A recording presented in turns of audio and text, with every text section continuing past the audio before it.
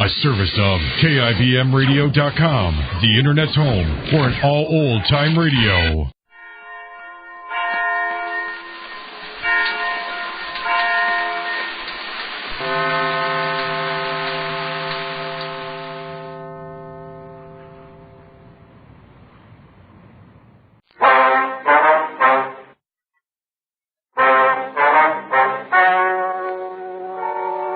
Ladies and gentlemen, the story you are about to hear is true. The names have been changed to protect the innocent. Dragnet.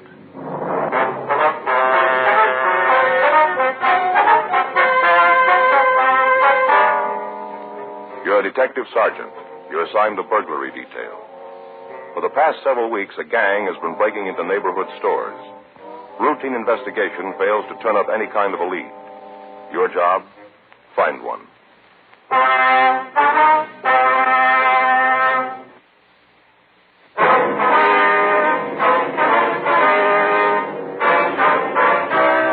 Dragnet, the documented drama of an actual crime.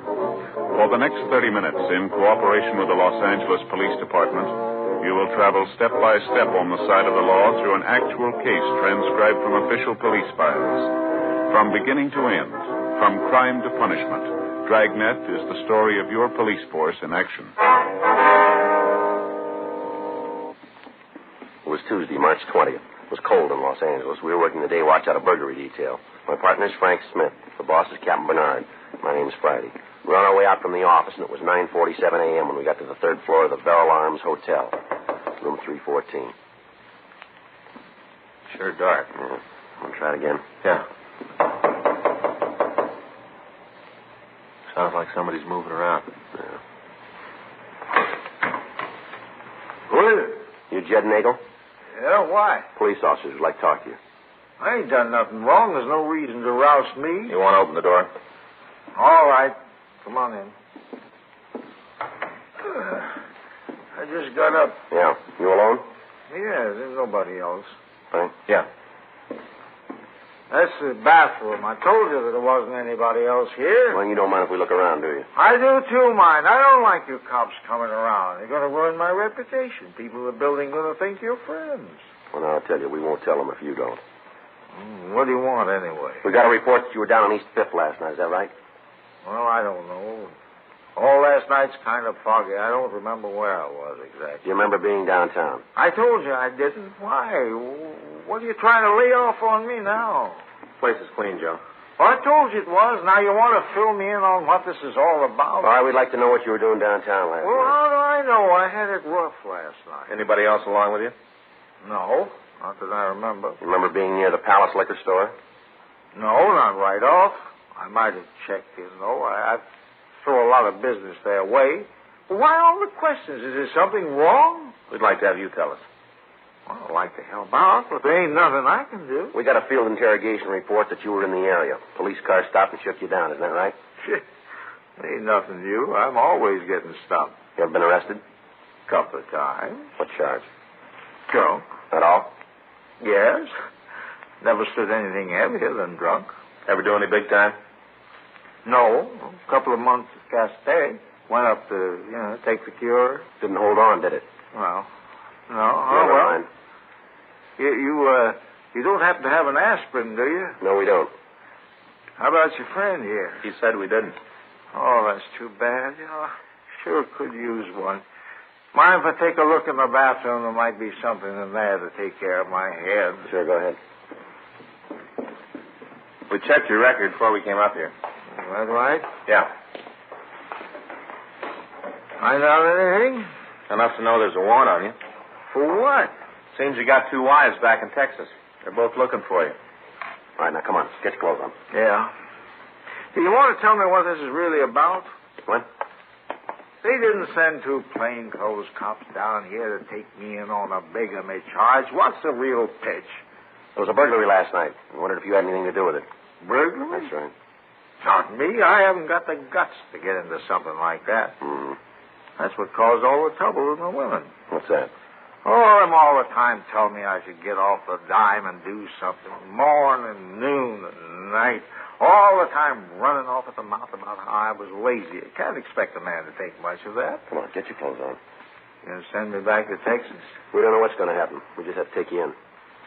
Gee, I sure hope I don't go back. Woman's nothing but trouble, mister, nothing else. You remember it. Must not bother you much. Huh? You married 2 of them. Jed Nagel was taken to the main jail and held for the Texas authorities. A check of his actions on the previous night showed that he couldn't have committed the burglaries. 11:30 a.m.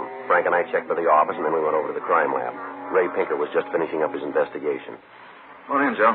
Right. How's it going, Ray? Yeah, just wrapping it up. You got anything for us? Same as you had on the last 3 jobs. Here, pictures are there. Take a look. Well, Oh, they're still a little damp. yeah. This is the entrance, huh? Yeah. He went through the wall from the barber shop into the bar. How'd they get in there? Barber shop? Yeah. Used a jimmy on the back window. Climbed in, went to work on the wall. Wonder why they didn't go right into the bar. Place is covered by an alarm system, Joe. Mm-hmm. Here. This is the box inside. Yeah. If they turned it off after they got into the place. You got any prints? No. Went over all the windows, safe, bar itself. Didn't turn up anything you used. What about the men themselves? Can you give us anything on them? Must have been at least 2 of them. Might have been 3. How'd you come up with that? Footprints. Oh. They kicked up a lot of plaster when they went into the place. A lot of dust around. One of them wore a size 9 shoe, and the other one had a size 7.5 foot. Where'd you get the third man? A lot more of the smaller impressions. Either the little guy jumped around more, or else there was someone to help make the prints. Mm-hmm. Anything else, Ray? We got some good pictures of Jimmy marks in the barber shop. If you come up with a tool, we'll be able to match it for you. What about the safe, Ray? Punch job. No class there. Anything on it? Mm-mm. How much they take this time? Owner guesses at about 5,000, wasn't it, Frank? Yeah. Gives them a total of what? Well, according to our figures, a little over 12 since they started working. Scoring good. Better than they think. Huh? We've just about run out of leads. Frank and I have been all over town trying to scratch something up. None of them work out. Gotta be one someplace. Yeah, Skipper keeps telling us that. Corner pocket's on his back. Bound to be. Yeah, I guess so. Doesn't make it any easier on us, though. You signed the application. Yeah, well, thanks, Ray. Anything turns up, give us a call, will you? Sure, Joe. Isn't likely, though. You've had it. Mm. You going back to the office? Yeah, staff's office should have those cards for us by now. Okay. Hope they point somewhere. Yeah, you better get in line, huh? Take it easy, Ray. Yeah. Drop around sometime. I'll pop for a lunch. Well, we get this one cleaned up, we'll buy. You got a deal. My wife will go for that. What? She's been after me to lose some weight. Uh-huh. Looks like it'll be a long diet.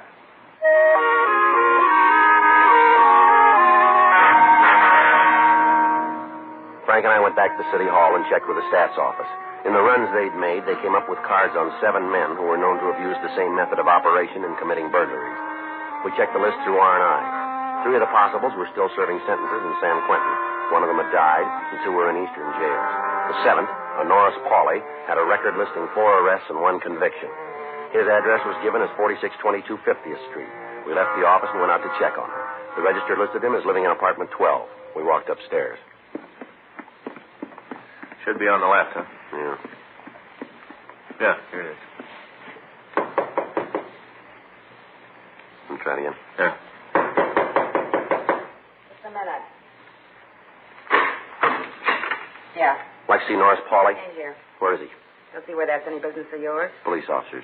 What do you want to see Norrie about? Better if we talk to him about that. Suit yourself. Don't make any difference to me. You mind if we come in? You can talk right out there in the hall. All right, Miss Pauley, open that door. Take a jump.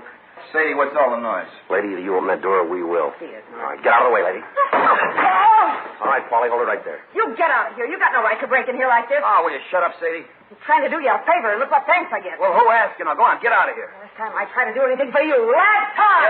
Yeah, sure. Bye. Real harpy. Always trying to take care of me. Real harpy. All right. You know, she means good, but she doesn't know how to carry it off. Always trying to protect me. Yeah. What do you want to see me about? I want to ask you a couple of questions. Sure, I'll go along with you. No reason for me not to. What do you want to know? How come you're home? Where'd you expect to find me? You're on parole, aren't you? Well, you knew that before you asked the question. Supposed to have a job? Yeah, I got one. How come you're not working today? Oh, I see what you're getting at. I got a cold kind of virus infection. Figured I'd take the day off, get it all cleared up. I was in bed when you got here. That's the reason I had all the trouble. Your employer know where you are? Well, sure. I called him and told him. I'm not trying to pull any deals. I've been punching the clock since I got out. I want to keep it that way. Where do you work? Parking lot downtown. Not killing the world, but I'm paying the rent. I got no beef. How do you spend your off time? What do you mean? When you're not working, what do you do? Mostly sit around the house, watch the TV. You go out nights? No, not much. Maybe every couple of weeks, Sadie and me go down to the Mexican place on the corner, have dinner, taking a show. That's about it. You been out this week? What night? Tell us about all of them, will you? No go. I've been home every night. Can you prove that? Well, do I have to? It'll make you look better. Well, ask Sadie. She'll tell you. We've been home together every night, just sitting here watching the TV. What time do you go to work? I check in about 7. When you quit? 4:30. Once in a while, if it's crowded, I stay over. You work late this week? No, you can check that with the boss. He'll tell you. All right, we will. Well, what's this all about, huh? You guys are after something, aren't you? That's right. Well, why don't you tell me what it is? I hear stuff once in a while. Might be able to help you out. You see the old crowd anymore, Norris? Well, once in a while they walk down the street. They nod, I nod. Nothing more. Mm-hmm. Now, what are you after? Tunnel jobs. You figured I might have a piece of that action, huh? Matches the way you work. No, it doesn't fit. I told you I've been with the bucket since I got out. Even with taxes, I make more. You heard anything about who's working? Doesn't go out of this room? We won't take it. Okay. The boys found out I was giving you information. My insurance premiums sure go up real fast. Well, don't you worry about it. Now, what do you know? Word's around, there's 2 guys. We had that going in. They pulled 3 jobs. Well, they made it 4. No, I don't know about the other one. It'll be in the papers. Uh-huh. You got a name? No, just heard that they were working. Where'd you hear? A fella down on 7th, he sells papers down there. We have a cup of coffee once in a while, he told me. You know where we can get in touch with him? Yeah, but it'd be better if you didn't, though. It'll lead right back to me. Sadie? Hey, wait a minute, honey. Where you going with the suitcase? I'm leaving you. Oh, come on. Isn't anything serious? You don't ever talk to me. Try to do you a favor and you take their side. I've had it from you, bum. Oh, come on, Sadie. Don't be sore. Take your hand off of me. Baby, please, don't be sore. I'm going to tell you once more. Take your hand off of me. Look, I'm sorry if I hurt your feelings, Sadie. What you going to hit me for? Because you're a bum. Don't go trying to get me to come back to you. I'm through this time. It's too bad, Paulie. No, it isn't. I've been trying to figure some way to get her to walk out since I got out of jail. Never been able to do it. I sure ain't sorry. I ought to buy you guys a drink for taking care of it for me. Yeah. Only one thing that worries me is her big mouth. She's always talking. Mm-hmm. She might have heard me say I'd give you a hand. She blabs that around. I'm in real trouble. You didn't give us any names. That doesn't make any difference. She gets to talking. She'll have me telling you the name of every hoodlum in town. Whether that gets around, I'm a gone duck. I got to get after her. Yeah, Sadie and her big mouth. You're going to get me in trouble. Well, makes you even then, doesn't it? Huh? Yours kept you out of it. Before we left the apartment, we checked Paulie's story and verified the fact that he was not implicated in the burglaries. We drove down to the corner of 7th and Wild. We found the newsman Norris Paulie had told us about. We talked to him for about 15 minutes before we were able to convince him that he wouldn't get into trouble by giving us the information that he had. He told us what he knew about the tunnel burglaries. He was unable to give us a name of the suspect that he had in mind, but he did give us a description and the nickname Kiko. With this information, we returned to the city hall and checked the moniker file. There were several Kikos listed, but only 2 that matched the description.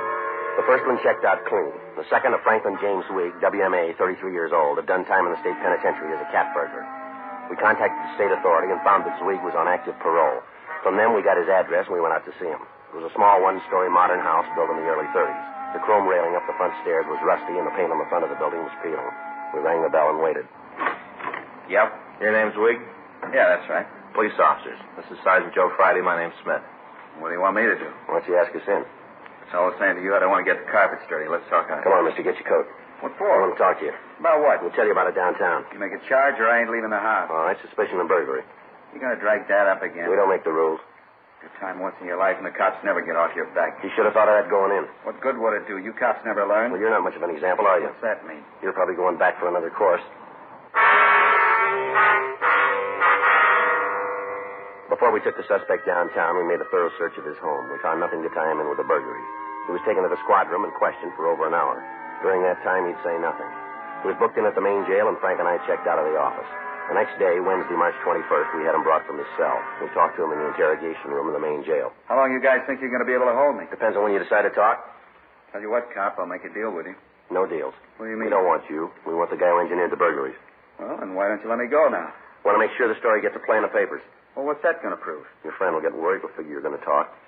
Look, if I was mixed up in anything, I'm not one way or the other, but if I was, why should he get worried? Word's out that he's the brains. Well, where's that from? All over town. It's not true. The way we got it, stories around that you went along for the ride. Other fellow did all the brain work. Who said that? Everybody we've talked to. Well, then if everybody's talking about him, why ain't he here instead of me? Because he's a smart one of the pair. Somebody's got to fall. Might as well be you. He can pick up another partner. You telling me the real scamp? That's the way we get it. Not true. Well, we only got your word for that. All I know is if I ever get in trouble, I'd want to make sure I had a pigeon waiting to take the beef. You're here, he's out. Now, you tell me who's smart. How'd you get to me? It was in the books. Not like this. I fell for cat burglary. Nothing to do with tunnel jobs. Somebody had to blow the whistle. That's so? Sure. You had no call to pick me up. Just right out of left field, you walk in. Who did it? Who made the call? Somebody did, huh? Somebody pointed me out. Come on, I know who it was. You ain't going to get him in trouble telling me. Somebody told you, didn't they? That's right. Oh, fits real good. Well, I tell you this, cop, I ain't that dumb. A lot of things I've done that I don't want anybody to know about, but I never blew the whistle on a friend. That's one thing I didn't do. Mm-hmm. All that stuff about him being the brains, it's a lot of coconuts. He can't get into a phone booth without help. I figured the whole deal. It was me who said we'd had it and ought to stop. He wanted to keep going. That's why I left. When was this? Night before last. After we got through, he was sore because there was only a little over $4,000 in the box. We heard there was around 10. Yeah. Said he wanted to make a big score before we quit. Said to go together on one more. Told me what he wanted to do. I wanted no part of it. The guy's off his rocker. I left. What's he got in mind, you know? Wants to tunnel into a bank.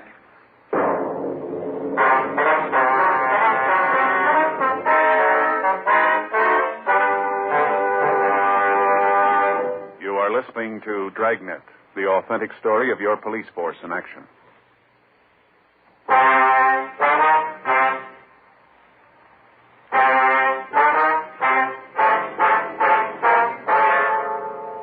We continued to talk to Franklin Zweig. From him, we got a complete description of the second suspect and the name Lester Kroll. We checked the name through R&I, and we came up with a record for him. Listed were several arrests for purse snatching and suspicion of assault. In spite of the arrest, Kroll hadn't served any time in jail. We showed the mug shot in the package to Zweig, and we got a positive identification. We asked the suspect in custody where Kroll lived. He gave us an address on South Figueroa, but when we checked there, we found that Kroll had left without giving a forwarding address. We talked to all of the people listed in his package as having known the suspect. None of them could or would tell us where the man was. We questioned Franklin Zweig further, but he was unable to tell us what bank Kroll had in mind. We contacted Vern Alm of the Bank of America, Frank Stump of the Security First National, and other special agents of Southern California banks. They, in turn, notified the branch managers to be on the lookout for evidence of Kroll working in their neighborhoods. Special M.O. bulletins were put out to all officers in the city, giving particulars on the methods the suspect was known to use. In addition to these, local broadcasts and APBs were gotten out on all suspects. For a week, the search dragged on. During that time, there were no further reports of attempted tunnelings and no sign of Lester Kroll. Friday, March 30th, 8:01 a.m. I checked into the office. Frank was waiting for me. Morning, old buddy. Hi, Frank. Beautiful day, huh? No, it's a little cold out. Yeah, but it doesn't make any difference to you, huh, old buddy? No, it doesn't. You feel any different? Hmm? You feel any different today than you did yesterday? Are you all right? Never felt better. How about you, old buddy? Yeah, I'm fine. Hey, just a minute. I know what's wrong. You do, huh? Yeah. You didn't think I'd forget, did you? Listen, I don't even know what you're talking about. Ah, come on, old buddy. Just a minute. I'll get it. Got it right over here, right up on the top shelf. I did it myself. Here you are, Joe. Wrapped it myself, too. Looks pretty good, huh? Yeah, I guess it does. I didn't have nothing to put on the top, so I found a couple of Christmas tree ornaments. Put them on with a ribbon. Yeah, it's nice. Come on. Dig down in there. Well, what is it? Go ahead, open it up. Got him yesterday after lunch. Thought I wasn't ever going to get you out of the way. Remember when I told you I was going out to buy a new hat? Remember? You know, Frank, I think maybe you made a little mistake. Oh, just take the top right off the box, Joe. Open it right up. All right. There. What do you think? Well, they're very nice, Frank. Hey, you bet. Fleece line slippers? Got a pair myself. Greatest thing in the world, a cold morning. Keep your feet warm, Joe. Fleece is warm, you know. Yeah. I got a pair myself. Mm-hmm. See the card? There's a card there. Open it up. Go on, read it. Go ahead. Out loud? Sure. This is the day that comes once a year, the day your face does shine. A happy day for one and all, because today you're 9. Doesn't match too good, I guess. It's all I had at the shoe store. Happy birthday, Joe. You know, I just don't know what to say, Frank. Well, I know how you feel, old buddy. I understand you're all kind of choked up, huh? Mm-hmm. Yes, I am. This isn't my birthday, you know. How you choked up? Huh? This is not my birthday, Frank. Well, that's the 30th, isn't it? March 30th? Yeah. My birthday's August 30th. Now, wait a minute, buddy. It can't be. I got it right here in my little book. Wait a minute. See? See right here? March 30th. Joe's birthday. I wrote that myself. You know my handwriting. March 30th. Yeah, you got the date right, but it's not mine. You kidding me? Frank, I know my own birthday. Huh. Well, he must be somebody. Who do I know named Joe? I got it. Joe. Burglary Friday. Yes, sir. March 30th. That's right. Mm-hmm. March 30th? Where is that? I see. All right, sir. We'll be right out. Yes, sir, right away. Come on, old buddy. We got one to roll on. August 30th. Huh? I say we got to roll. Let's go. Barry over at the street department. We got a call this morning. Yeah. Looks like somebody's trying to dig a tunnel in the storm drain. Frank and I left the office and we drove over to the corner of Silver Lake Boulevard and McCollum Street. We met with Barry Falcon of the street department. He led us to a manhole in the middle of the intersection. He told us that there had been numerous complaints from citizens in the area that the cover on the outlet kept rattling. When the street department checked it, they found that the cushioning material around the metal plate had been removed. It was replaced, but the next day there were several more calls. When the neighbors were questioned, they told of a man who arrived in a pickup truck about 2:30 in the morning. He'd lift the cover and enter the storm drain. Before the daylight hours, he'd leave and he'd drive away. From the description they gave, it was possible that the repairman was from the street maintenance department, but a check of their records showed that no crews were working in that area. After talking with Falcon, Frank and I climbed down the ladder into the drain. We walked about 20 feet up the tunnel, and we found the reason that we'd been called. Barry tell you what's over us? Well, near as we can figure, it's the vault in the bank, isn't it? Sure isn't kidding. Take a look over here. Got all the equipment, lamps, a couple of drills. Yeah, but he's not going to be able to use them unless he ties into an electric line someplace. I probably figured he'd run into one. Mm-hmm. Hey, what's that over there in the corner? We'll take a look. Can you see it? No, better leave it alone. What do you got? He's got it all figured. What do you mean? The bottle over there? Yeah. Looks like nitroglycerin. The people in the immediate vicinity were shown the mug shots of Lester Kroll, who was positively identified as the man who had worked in the storm drain. We asked about the truck, but none of the people could give us a good description of it. The employees in the bank were cautioned, and Frank and I arranged for a 24-hour surveillance to be set up on the storm drain outlet. 2 days passed without activity, and then on Monday, April 3rd, we waited in our car down the street from the intersection. 2:20 a.m. Have a cup of coffee, Joe? Yeah, wouldn't be bad. Boy, sure gets cold this time in the morning. Mm-hmm. Say, I finally figured it out. What do you mean? Who Joe was. What's that? Here. Got it's hot. Yeah, thank you. Joe. You know the name of my book, The Birthday? Oh, yeah. It's our mailman. It's our mailman. It was his birthday. Oh. I got him one of those cards that says, "We're sorry we forgot." You know the kind. Mm-hmm. We gave him the card and a carton of cigarettes. Old Joe sure got a kick out of it. Yeah. Sure gets cold this time in the morning. Take a look.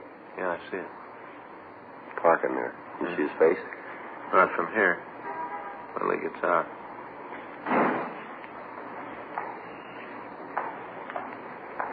Look at that. He even got a hook for the manhole cover. How do you like that? Watch it now. He's going under the light. It's him. Well, all right, let's let him get down in the storm drain. That way we'll be able to get him while he's working. Right. Let him get in there. Okay.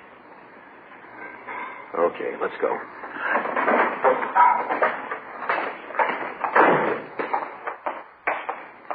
You want to give me a hand with the cover? Yeah.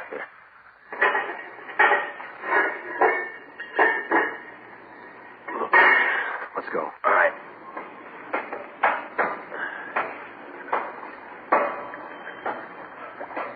Okay. Hold it up a minute. Give him a chance to get to work. Yeah.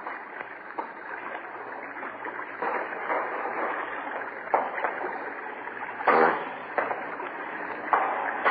Okay, let's go. Come on. Right. Sure not wasting any time. Probably figures on making the break this morning. Uh-huh. Take it easy now. Right. You seem good now. He's sure going after it. All right, come on, let's take him. All right. Come on.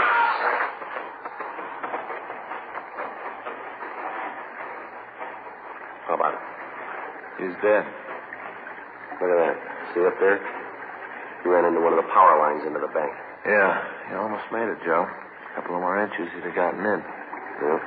He must have figured wrong someplace. Made a mistake somewhere. Yeah, when he bought that drill. The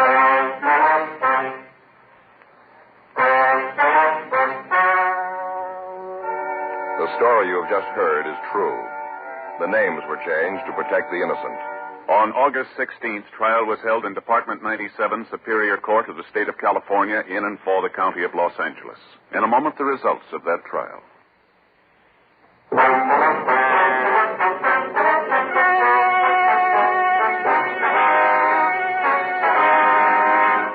Franklin James Weig was tried and convicted of burglary in the second degree, 3 counts, and received sentence as prescribed by law. Burglary in the second degree is punishable by imprisonment for a period of not less than 1, nor more than 15 years in the state penitentiary. At a coroner's inquest, the death of Lester Bruce Kroll was found to be accidental, occurring while in the commission of a felony.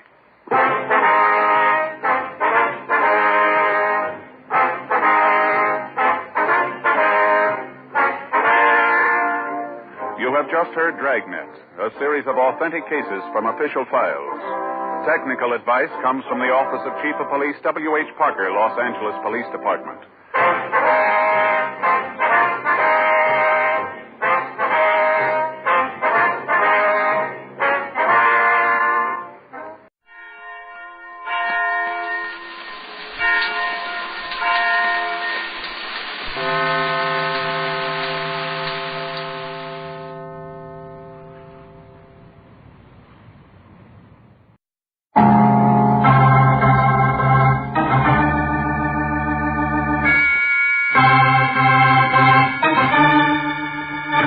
My name's Regan.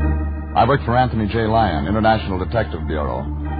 They call me the Lion's Eye.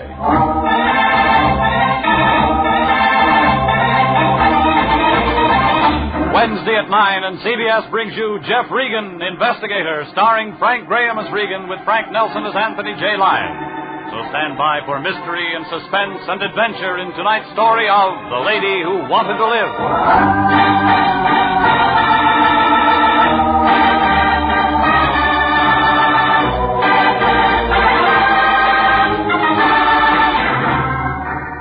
Trouble comes cheap in this town.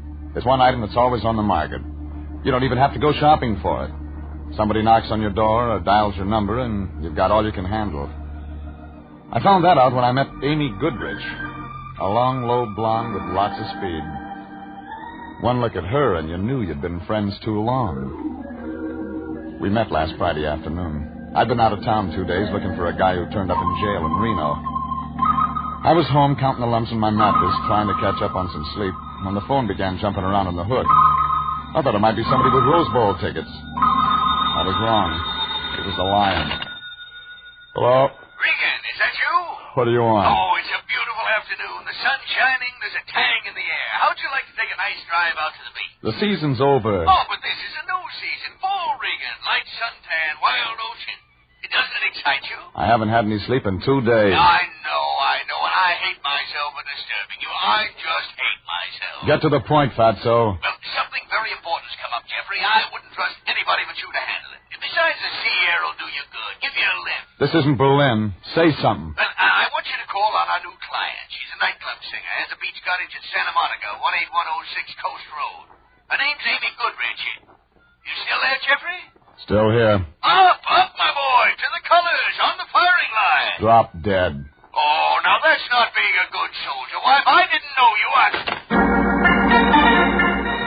I hung up, stuck my head under the pillow again, and waited for him to call back. He didn't. He was playing it coy. Well, I tossed around for another half hour. The mattress got worse, and then a fly started buzzing against the window shade. About that time, the blonde next door decided to leave her husband, and it got real noisy.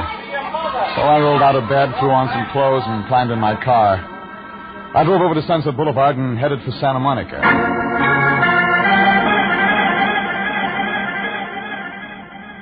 18106 Coast Road turned out to be a bundle of flagstone and glass brick piled up against the ocean. Had a lot of angles, like a shyster lawyer. Figured whoever built it never heard of the FHA. Front door was open. Inside, a skinny little guy with a complexion like dried codfish was catching up on his music appreciation. His eyes swung around when I walked in. It looked like they'd been hurting him all his life. He turned the record player down. But those elevator shoes brought him up to my chin. I'm listening to music. Whatever you're selling, we don't want any. How do you know? We never want anything. So long. Amy around? Who are you? My name's Regan. What do you want? You her? She's around. All right, she's out back on the patio, taking a sunbath. You didn't tell me what you want with her. I don't. She wants me. Okay? Okay, sure, okay. Why should you be any different? Traffic problem, huh? We need stoplights. Go right on through the dining room. Just in case I want to write this up. Who are you? Felix. Felix Beethoven. Well? I didn't say anything.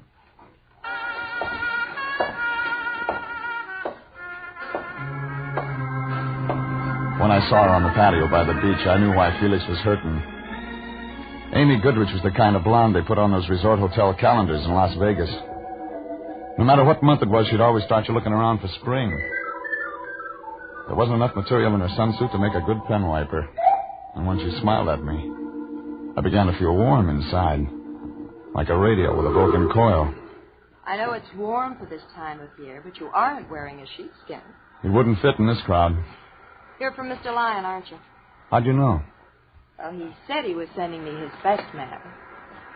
So, Mr. Regan, come over here and sit by me. Sure, I won't crowd you. Mm-mm. Your party, lady. I always drink scotch. How about you? Maybe. Later. Well, so you're the lion's eye, Very nice. Depends on how you look at it. I had to crawl out of bed to come over here. Oh? You haven't been sick, I hope. Well, when you work for the line, you just don't get much sleep. Oh, I see. I thought you looked nice and strong. I'll tell my tailor. And quick, too. Look, you can relax, Regan. This job is going to be easy. What is the job? Protecting me. If you're going to wear that all the time, I'd better send for reinforcements. I think you'll be able to handle it. You'll do just fine. If I know who I'm protecting you from. Yes, I suppose you do have to know that. Have you ever heard of Tim Conover, Mr. Regan? Yeah. He runs an upholstered cigar box downtown. Diamond Club. He plays for keeps. I've heard. And apparently I interest him. It figures. I worked for him 2 years ago singing. He became very interested in me, but I turned him down. Conover wouldn't like that. He doesn't. He has another girlfriend now, a Helen Lesser. I thought she'd take his mind off me, but she hasn't. You still sore? He's been around half a dozen times this past week, casing the place. I think he's got some nasty ideas. Like? I don't know. But he might not be very gentle. So, I hang around until he shows up, huh? Mm-hmm. You protect me, Mr. Regan. I want you to stay real close to me. I, could go to the Diamond Club, talk to him. You could, but he doesn't impress easily. And, I'd still want you around. I see. You don't want me to talk to him? There'll be time for that later. But right now, let's you and I get acquainted. Your boyfriend isn't going to like that. Felix? He's only my arranger. He writes better if he's jealous. He must turn out a couple of operas a day. He's got a bad ticker, hasn't he? He's got a bad heart. But let's talk about us. Conover, remember? Oh, Regan, don't go. I hate to be alone. I'll be back. Why'd you stay for dinner? I'll send Felix out to a double feature or something. I'm hired. I have to see Conover. All right. Kiss me goodbye. No thanks, lady. I gotta drive. But it figured Amy never read the vehicle code. I didn't mind when her arms went around me, but I could feel something else on the back of my neck. Eyes. Somewhere in that house Felix was watching, and I knew he wouldn't like the kind of music we were making. Hurry back, baby. I could still feel him watching when I broke away and walked back through the house. He wasn't in the dining room, so I went through the archway to the living room. I didn't find him, but he found me. So a guy with a bad ticker, he was fast on his feet. He had a letter opener in his hand, but I didn't see the afternoon mail. Stay away I from grabbed the for him, he Regan, slid yeah. away. Then he came around again. This time I got my hand around his wrist. Drop it, Buster. Drop it. Take it easy. You got small bones. You're no good for rough work. Leave her alone. Leave her alone, Regan. You leave her alone.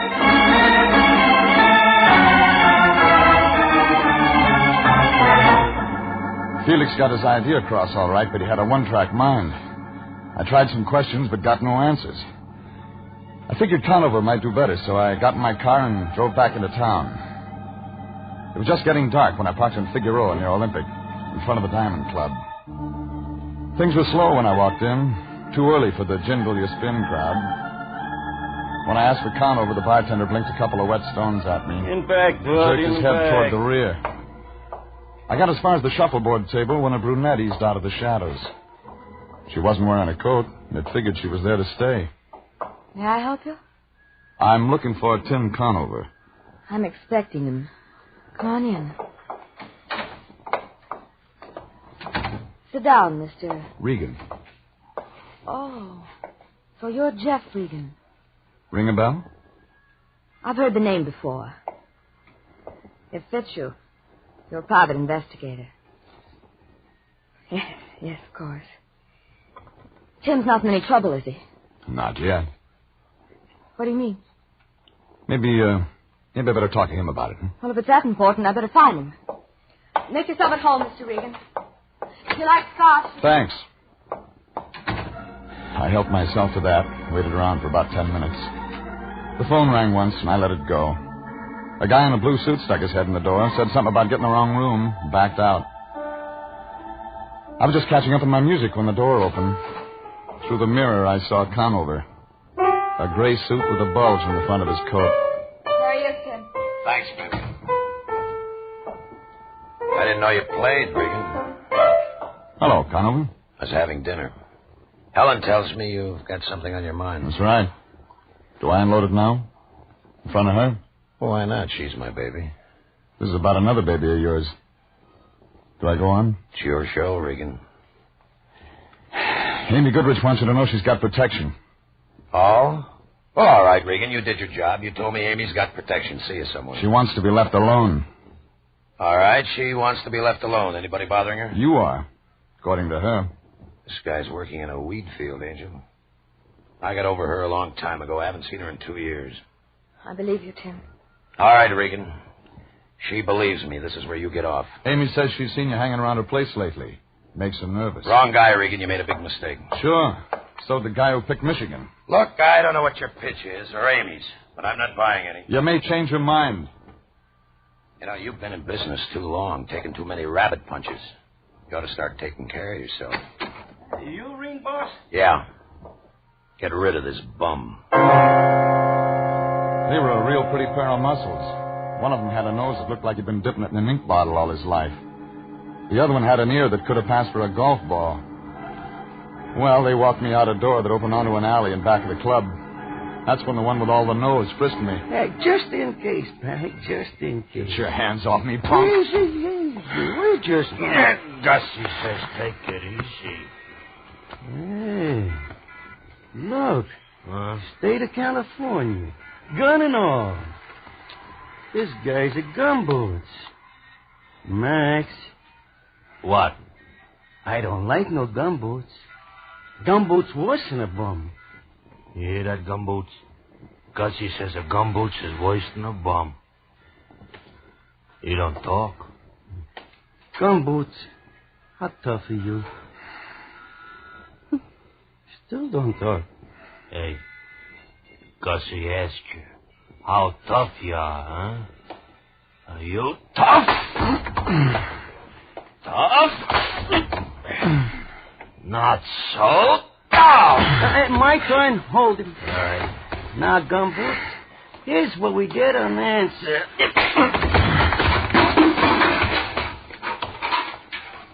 Very nice, Gussie. Thank you. Come on, Maxie. We'll be late for dinner. Yeah, what about him? Ain't you hurt? He don't feel like eating tonight.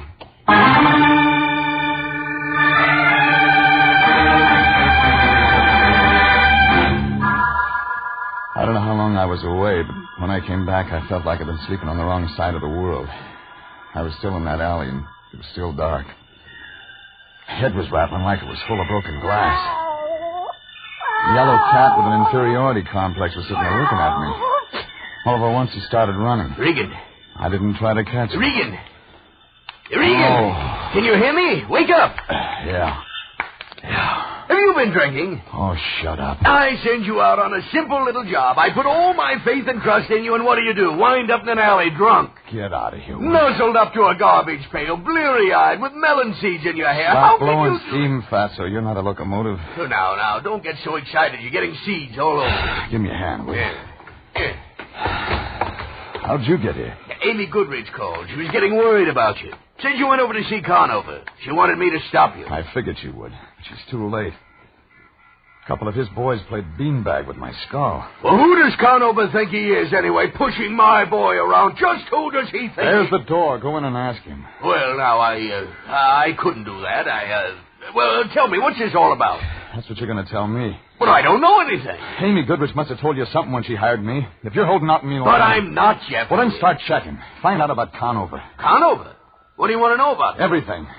Find out, for example, if there's anything Amy Goodrich could be blackmailing him with. Blackmail? Regan, what is going on? I told you I don't know. Well, then make a guess. Okay. It looks like everyone's in love with Amy. I left the lion standing there. He looked worried, like an elephant with a skin rash.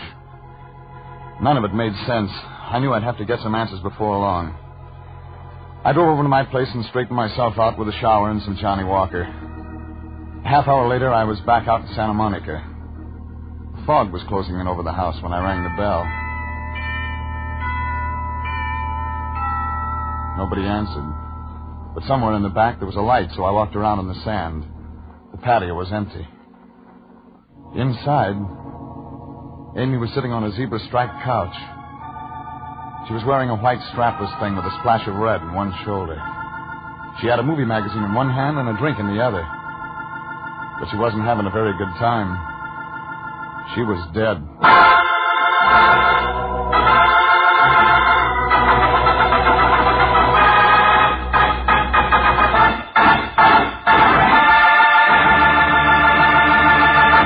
This is CBS, and you are listening to The Story of the Lady Who Wanted to Live. Tonight's adventure with Jeff Regan, Investigator.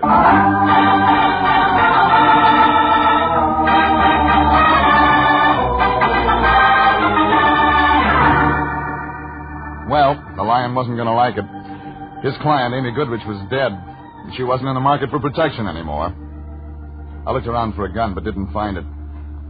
Then I picked up the phone and put in a call to homicide. But I never talked to them. Out of the corner of my eye, I saw Felix standing out on the patio. And he saw me. I hit the floor and pulled the axe with me. Even after the gun was empty, he stood there pulling the trigger. Then he threw it down and began running toward the ocean. I went after him.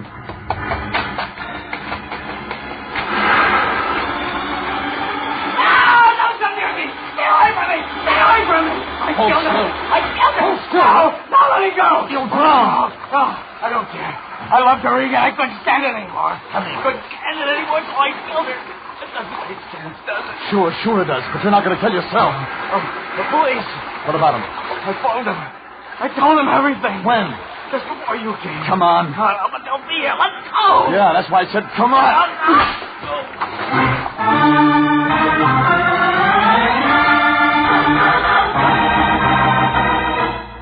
I dragged him out of the surf and got him into my car. He kept mumbling all the way into town. It was 2 minutes after 10 when we got to my apartment. 3 phone calls turned up the lion in a Turkish bath. He kicked, but when I told him what happened, he said he'd come right away. 20 minutes later, he walked in. He still had a towel wrapped around his head. He looked like Sitting Bull in an Easter bonnet. Where is he, Regan? Where is he? In there, asleep. Asleep? Just like that, he can drop off to sleep after what he's done? I gave him some pills. What about homicide? You already called him. But they'll be looking for him down at the beach. We've got to stay clean, Regan. I'm going to phone homicide. Pick up that phone and I'll ram it so far down your throat you'll get a busy signal out of your hip pocket. This is murder. What's gotten into you? You're not going to toss Felix to the wolves. Regan, you'll find the girl dead. Felix has the gun. He admits killing her. What are you saving him for? What are you going to do with him? Stuff him and put him on your mantle? He's a fall guy, a patsy. He didn't do it. He didn't kill her? He was carrying this gun. He took 6 shots at me tonight. That's all it holds. There's 1 bullet in her, and he didn't have any extra slugs.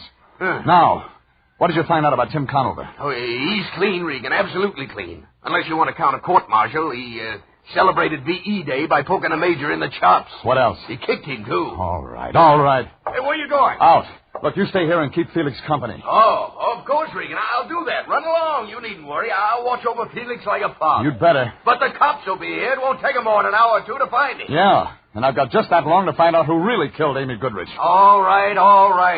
I suppose I'll have to go along. After all, we're working hand in hand in this thing. In that case, I'll hide my ring. I didn't like the idea of leaving the lion there with Felix, but there was nothing else I could do. Besides, I still had to do business with a guy named Conover. I was just getting into my car when I felt a gun in my back. And right away, I knew Conover had business with me. All right, Regan. We got things to talk over, now just keep walking straight ahead, the black sedan. Now, Regan, you sit in front with Helen. I'll take the back seat.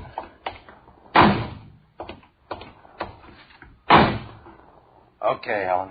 Where to, Tim? Nowhere. Regan and me can do our talking right here. It's quiet. Tim, are you sure you're doing right? Please, let me handle this, baby. All right, Regan, what's the play? I know Amy's dead. Now, let's just take it from there. Who told you? I was there tonight. Tim, you shouldn't. He'll involve you. He'll tell the police. I said I'll handle this, baby. So you were there. I know, don't tell me. She was already dead when you showed up. No, not quite.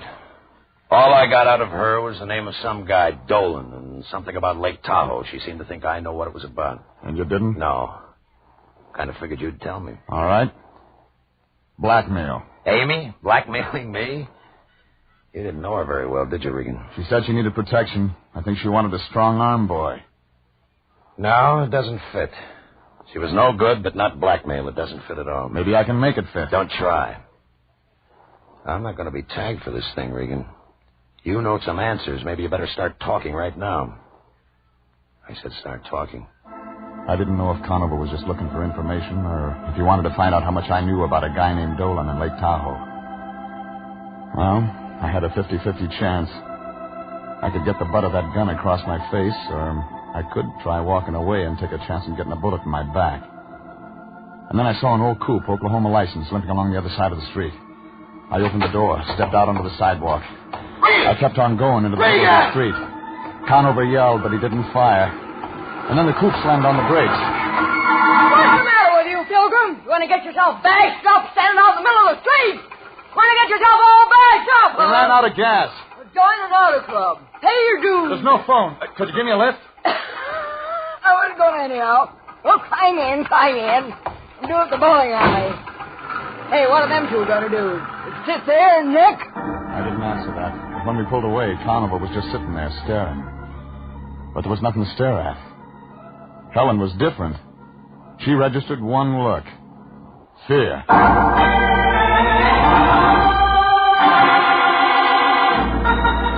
15 minutes later, the Oklahoma license dropped me off at Vermont and Franklin, where I got a cab. All the way downtown, I kept wondering about Conover's play. He could have stopped me, but he didn't. That could mean he hadn't shot Amy. It could also mean he had shot her, but he knew about Felix confessing over the phone to the police. At the Examiner morgue, I found Ned Fuller looking at a girly magazine. I told him what I wanted, and 10 minutes later, he spread out a file dated May 9th, 1945. Is this it? Wealthy playboy shot to death. Willard J. Dolan, San Francisco socialite, found dead at Lake Tahoe cabin. That's it. Oh, well, they never did solve it. There's some stuff here about a mystery I can woman. read. They think she might have done it. Somebody seen her come out of the cabin that night. She's tall, blonde. First name, Amy. No, they never found out who she was. Somebody did. Oh, well, there was witnesses. Yeah, let's see here. Mr. and Mrs. Franklin James, San Diego people. They saw the dame come out. They couldn't give a good description of her. Want a bet? A bet? Sure, I'll take note of them. Who'll you take? I'll take a guy named Tim Conover.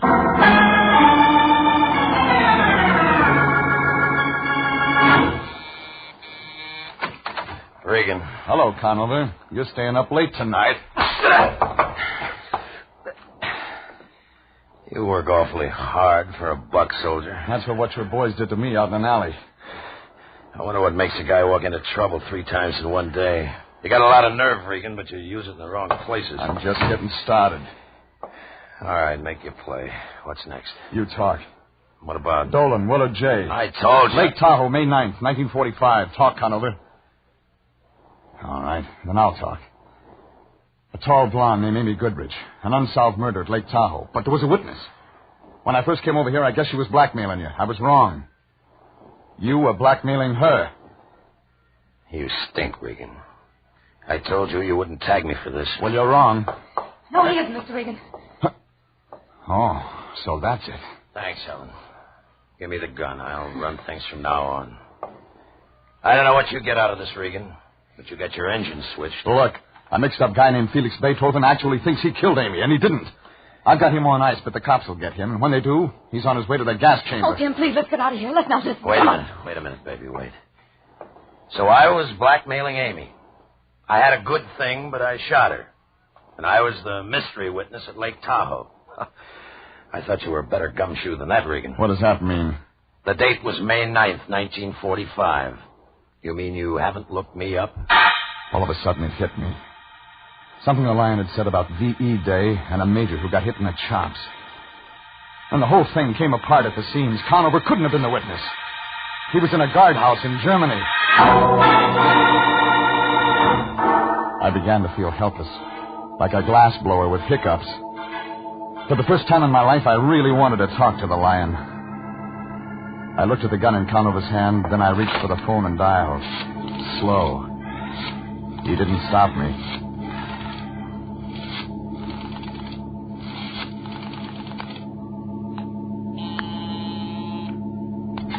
Anthony J. Lyons. Lion, the cops. Oh, Regan. They're not here yet. Felix? Still asleep. Well, get him out of there. Regan, I can't do that. Get him out of there. We broke our pick. What? I've been working the wrong angle. We got to have more time. Well, I can't get him out of here now. We'll be seeing. You must have something. I have. A guy named Willard Dolan was killed at Lake Tahoe. A Mr. and Mrs. Franklin James were the witnesses. But Conover isn't... Regan. Hold it. Yeah? That name. Mr. and Mrs. Franklin James? Hang up. Regan, what's going on? Hang up. Jeffrey, are you... Helen's got something to tell you. Oh, Tim, please. Go ahead. Go ahead, baby. Tell him. Tim. Wait a minute. Mrs. Franklin James. Yeah, Mrs. Franklin James. All right. I was Mrs. Franklin James. I was a witness. I did blackmail Amy. And you figured me to be the fall guy. You've hung around just so you could use me if the heat ever came on. No, I swear, Tim. I love you. I never meant to get you involved. But I used a piece of your stationery once. Amy had a trace. So she figured it was Conover all the time. Yes. Oh, I went crazy trying to cover it up. Because I love you, Tim. I love you. I couldn't let anything happen to you. No, but you set me up for a murder rap. No, I wasn't. I was trying to protect you. Don't you see Amy was going to kill you, Tim? She was going to kill me. Yes. Oh, she wanted Regan Powers to set up that story about your threatening her. And then she could claim self-defense. But it didn't work that way. No. You came around. I couldn't let Tim find out. I couldn't let anybody find out. You killed her, didn't you? Yes, I killed her. For you, Tim. I killed her for you. We can get away, darling. Regan's the only one who knows. Sure. And the kid with the bum ticket takes the rap. Except that somebody might ask questions about what happened to me. We'll have to take that chance, Tim. Regan's the only one who can make trouble for us. Us, baby? What? I don't have any troubles. You have. Oh, Tim. You're joking. Listen to me. You're wasting your time. Tim. You won't help me? No. You won't help me? No. But if you let them arrest me, I'll die. They'll convict me. Oh, please, you have the gun, Tim. You can save me. I don't want to die. I love you. I want to live. I don't want to. All right, Regan. You better get her out of here. Tim. Regan, I said get her out of here.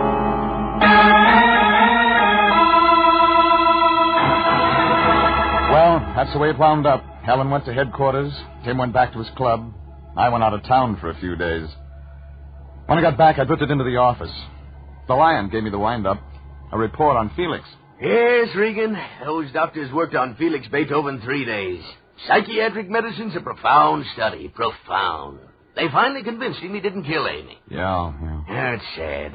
He loved that woman as cruel as she was to him. He loved her a great deal. I suppose life will be lonely for him now that she's gone. You're wrong.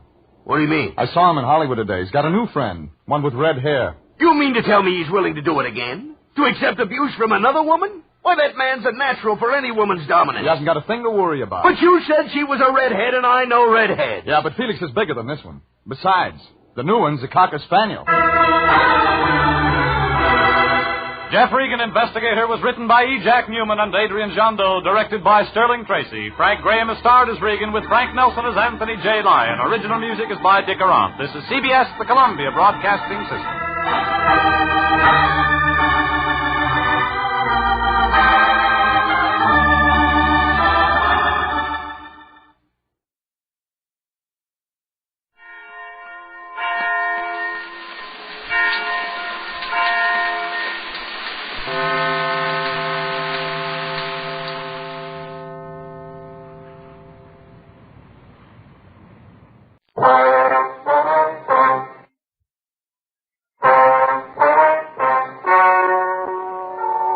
Ladies and gentlemen, the story you're about to hear is true. The names have been changed to protect the innocent. Dragnet.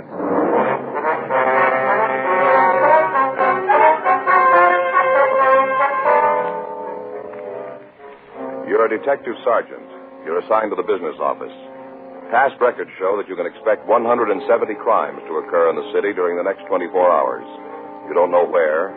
You don't know when. Your job, handle them.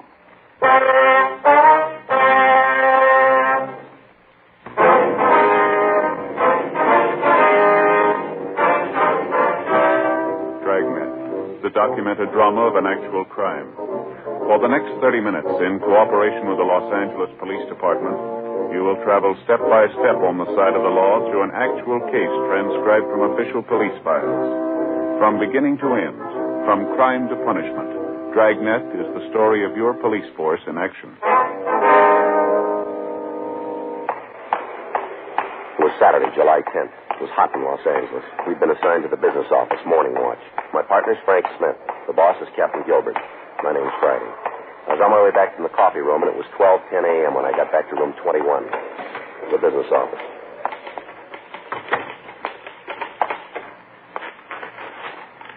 Well, file that. Who you talking to, buddy? Oh, hi, Joe. Hi. Hey, try to stay around, will you? Huh? I've been here 20 minutes. I've had 29 phone calls and written 3 reports. Okay, I brought you some coffee back. Oh, thanks. Hey, how you feel? Any better? Oh, a little bit. I don't know what it is. I ache all over. I think I'm coming down with a cold. That's too bad. A lot of that going around. Yeah. Where's Skipper? We ran over to the crime lab. One talked to Pinker. Mm-hmm. How about the pool cars? You check them? Yeah, the book's here someplace. There it is, right on that paper there. No, over there. There. Oh. Yeah, 5 of them out. Check in the book. Mm-hmm. Yes, ma'am. Something we can do for you? You a detective? Yes, ma'am. That's right. All right, young man, my car's been stolen. All right.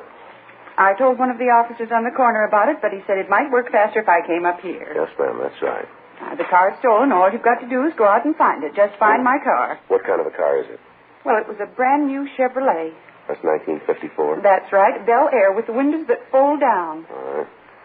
Now, we'll need to know some more things here before we can start looking for it. Yes, what's that? Your name? Avis Bowen. Mm-hmm. That's A-V-I-S. Well, that's right. There's no other way to spell it. Avis Bowen. Yes, ma'am. Do you have a middle initial? R. Hope you're not going to ask me what it stands for. No, that won't be necessary. There isn't anybody that knows what my middle name is. Yes, ma'am. All we want is the initial. Well, that's all you're going to get. All right, Mrs. Bowen. It's Miss. All right. What's the license number? Oh, well, now, I think it's 1U44441. All right. Wait just a moment, please. Who are you calling now? DMV. Well, who's that? Department of Motor Vehicles. Oh, my, all this going on. It's a wonder you ever catch anybody. Hi, Harry. This is Friday over at the business office. California license 1 Union 44441. That's right. Tell him it's a Bel Air with the windows that fold down by themselves. Yes, ma'am, I'll do. Doesn't it? Well, hold on here. You sure about that license number? What do you mean? Well, it kind of looks like you made a little mistake, Miss Bowen. I did not. The car is stolen. Yes, we understand that, but you gave us the wrong license number. 1U44441. I remember it because of all the fours. Harry, I'll call you back. Miss Bowen, that number's registered to a 1940 Studebaker. My license number? Well, I don't know, but the one you gave me, yes, ma'am. 1954 Chevrolet Bel Air. Windows that fold down by themselves. Yes, ma'am, I understand. There must be several hundred cars that look like that. You've seen them before. Well, you act like you've never seen a car like that. There are lots of them around. Mine's light blue with a gold on top. Uh-huh. We still need the license number. Do you think you have it at home? Yes, I guess so. All right, fine. If you'll phone it in to us, we can start looking for it. Well, how do you expect me to get there? Ma'am? Home. How do you expect me to get there? We'll have a car drop you off. Well, it's about time I was getting some kind of service around here. Yes, ma'am. I think I'll write a letter to the papers about this. All right, ma'am. The whole thing, right down to that TMV or whatever it is. Expose the whole mess. Oh, you're going to be mighty sorry you ever opened this can of beans. We're doing the best we can, ma'am. Well, that's not very much standing around here making phone calls. Isn't finding my car. Well, you said it yourself, didn't you? What's that? There must be several hundred cars like yours here in the city. Yes. Well, without the right license number, how are we going to find it? You ought to be ashamed of yourself. Ma'am? You're nothing but a fake. I beg your pardon? You ain't no detective. The business office, room 21. It's open 24 hours a day, but it's after the detective division closes that it begins to work. While patrol units in the city function normally, the men in the business office give advice on booking procedure, policy matters, and other police business.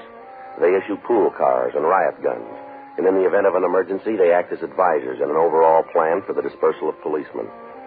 The captain on duty is, in effect, the acting chief of police.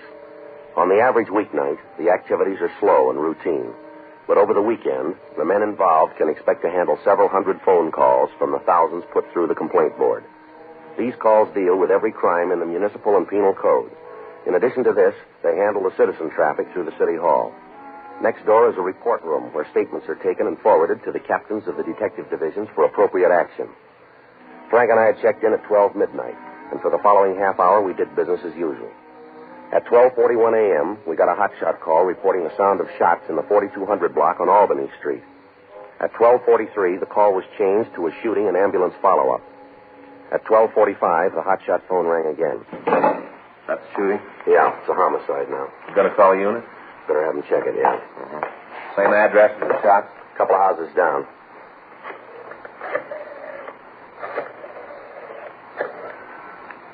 This is Friday, business office. Will you put out a call to 1K5? Have them cover the shooting and ambulance follow-up at 4289. That's 4289 Albany. You got it. Right. Thank you. Looks like a good one, huh? Yeah.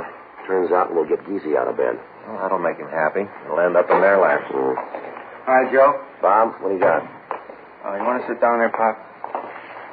Who's he? I don't know. We found in front of one of the burlesque houses on Main. Mm-hmm. Place was closed. He was just standing out there looking at the pictures. You got a name on it? Mm-mm. Haven't been able to get him to say anything. You want to give it a try? All right. You want to tell us who you are, old fella? Come on, we want to help you, but there's not much we can do if you won't tell us your name. Doing about as good as we did. Okay, I looked pretty wobbly when we stopped. Yeah. What do you want to do? Well, we'll have to take him over to Georgia Street. Wait a minute. You got a wallet? All right, let me look at it, will you? Maybe there's something in here that'll help us. Yeah. In the money? No. A few cards here. Nothing with a name on it.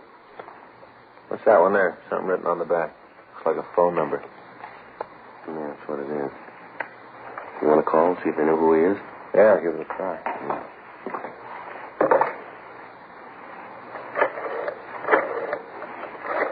You just sit still right there.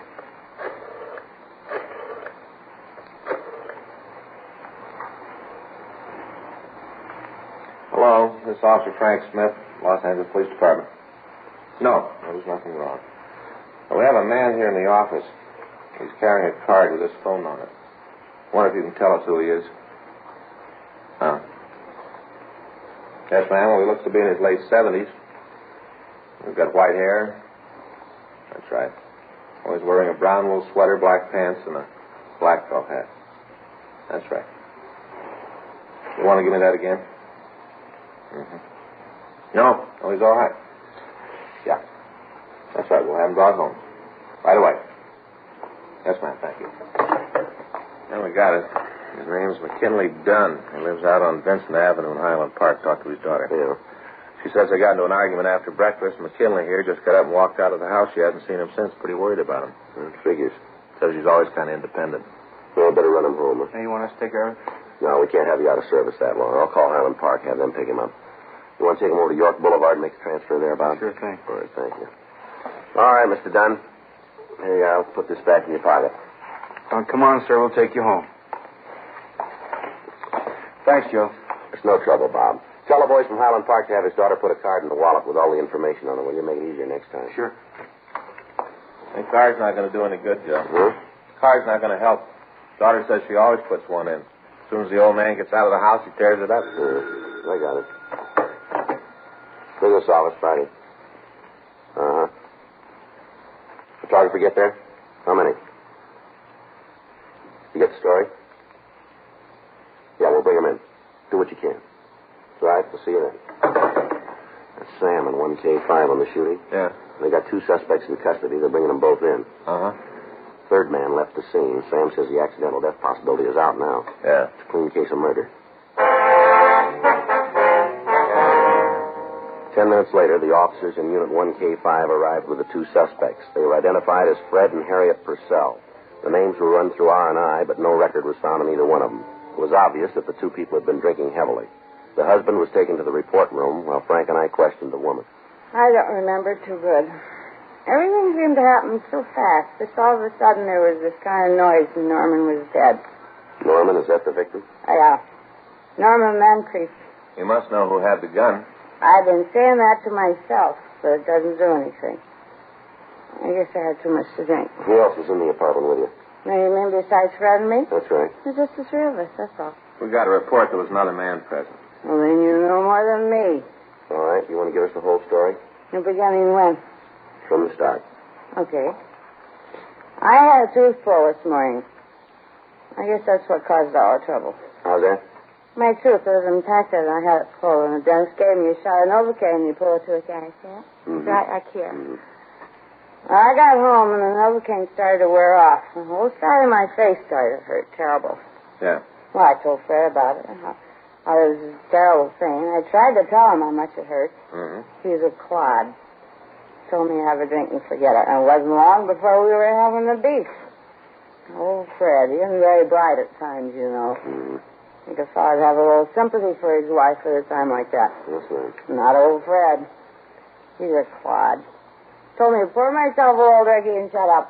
Was Moncrief there at the time? Yeah. Him and Fred had been playing pinochle when I came home. I guess they've been at it all afternoon. Mm-hmm. Norman was on my side. He made Fred mad. And we got to fighting pretty good. Norman was right with me. Yeah. Telling Fred he ought to be quiet. I think Fred was sore about being beat at pinochle. He thinks he's a pretty good player. Not long after that, there was a shot, and Norman was dead. Were you in the room at the time? No. Where were you? Out in the kitchen. I went out to get some more ice. So who was in the room when you left? Just Fred and Norman. No one else. If there was, I'd have told you. Just a minute. I'll get it. Here's Office Friday. No, ma'am. No, ma'am. You'll have to call in tomorrow. Yes, ma'am. That's right. What's going on here? You know Mrs. Redmond? No? Mrs. Leo Redmond? Yeah, what about her? She told the investigating officers there was another man in the apartment. Said that he left right after she heard the shots. She would. No, he's got her nose where it doesn't belong. Oh, she's pretty certain about what she saw. Then ask her. She saw the man. Let her tell you who he was. You don't think it'd be better if you did? Then it ain't going to be good, because I don't know. Did you hear anybody come into the place when you were in the kitchen? Nope. You're pretty sure of that, huh? Now, look, I got enough troubles. Me and my old man's in jail. My face feels like it's coming off. I want to get home and get some sleep. If I knew anything, I'd have told you a long time ago. Now, leave me alone. What did you do after you heard the shot? Went in to see what it was. Mm-hmm. That's all. Just opened the door and looked. Norman was lying there on the floor. Where's your husband? Just standing there looking at Norman. Where was the gun? Flat hat. Whose gun is it? I don't know. You never saw it before? I don't like guns. I don't like to have them around. I don't look at them when they are. I never saw it before. You talked to Fred yet? No, not yet. No. Well, he'll tell you the same story, same way I told it. You'll see. There's no need to even talk to him. Is that right? Sure. You already got it the way I told you. What more you want? Just one thing I can think of. Yeah? The truth.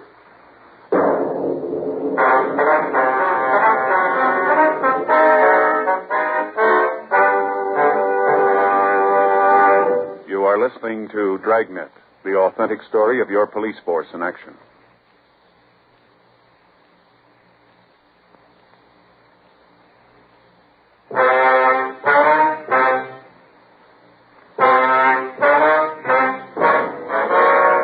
Frank and I attempted to talk to the husband, Fred Purcell. He was too drunk to be coherent. We made arrangements for some hot coffee to be brought in. His wife was taken to the interrogation room to wait until we could fill out the reports. At 4:20 a.m., we got another hotshot call regarding a cutting on South 5th Street. The investigating officers found the knifing had resulted from a quarrel between a man and his common-law wife. The woman was in critical condition. She was removed to Georgia Street Receiving Hospital, and the husband was booked in at the main jail on charges of assault with a deadly weapon. We notified Chief of Detectives Thad Brown and Captain Lorman of the shooting and the cutting.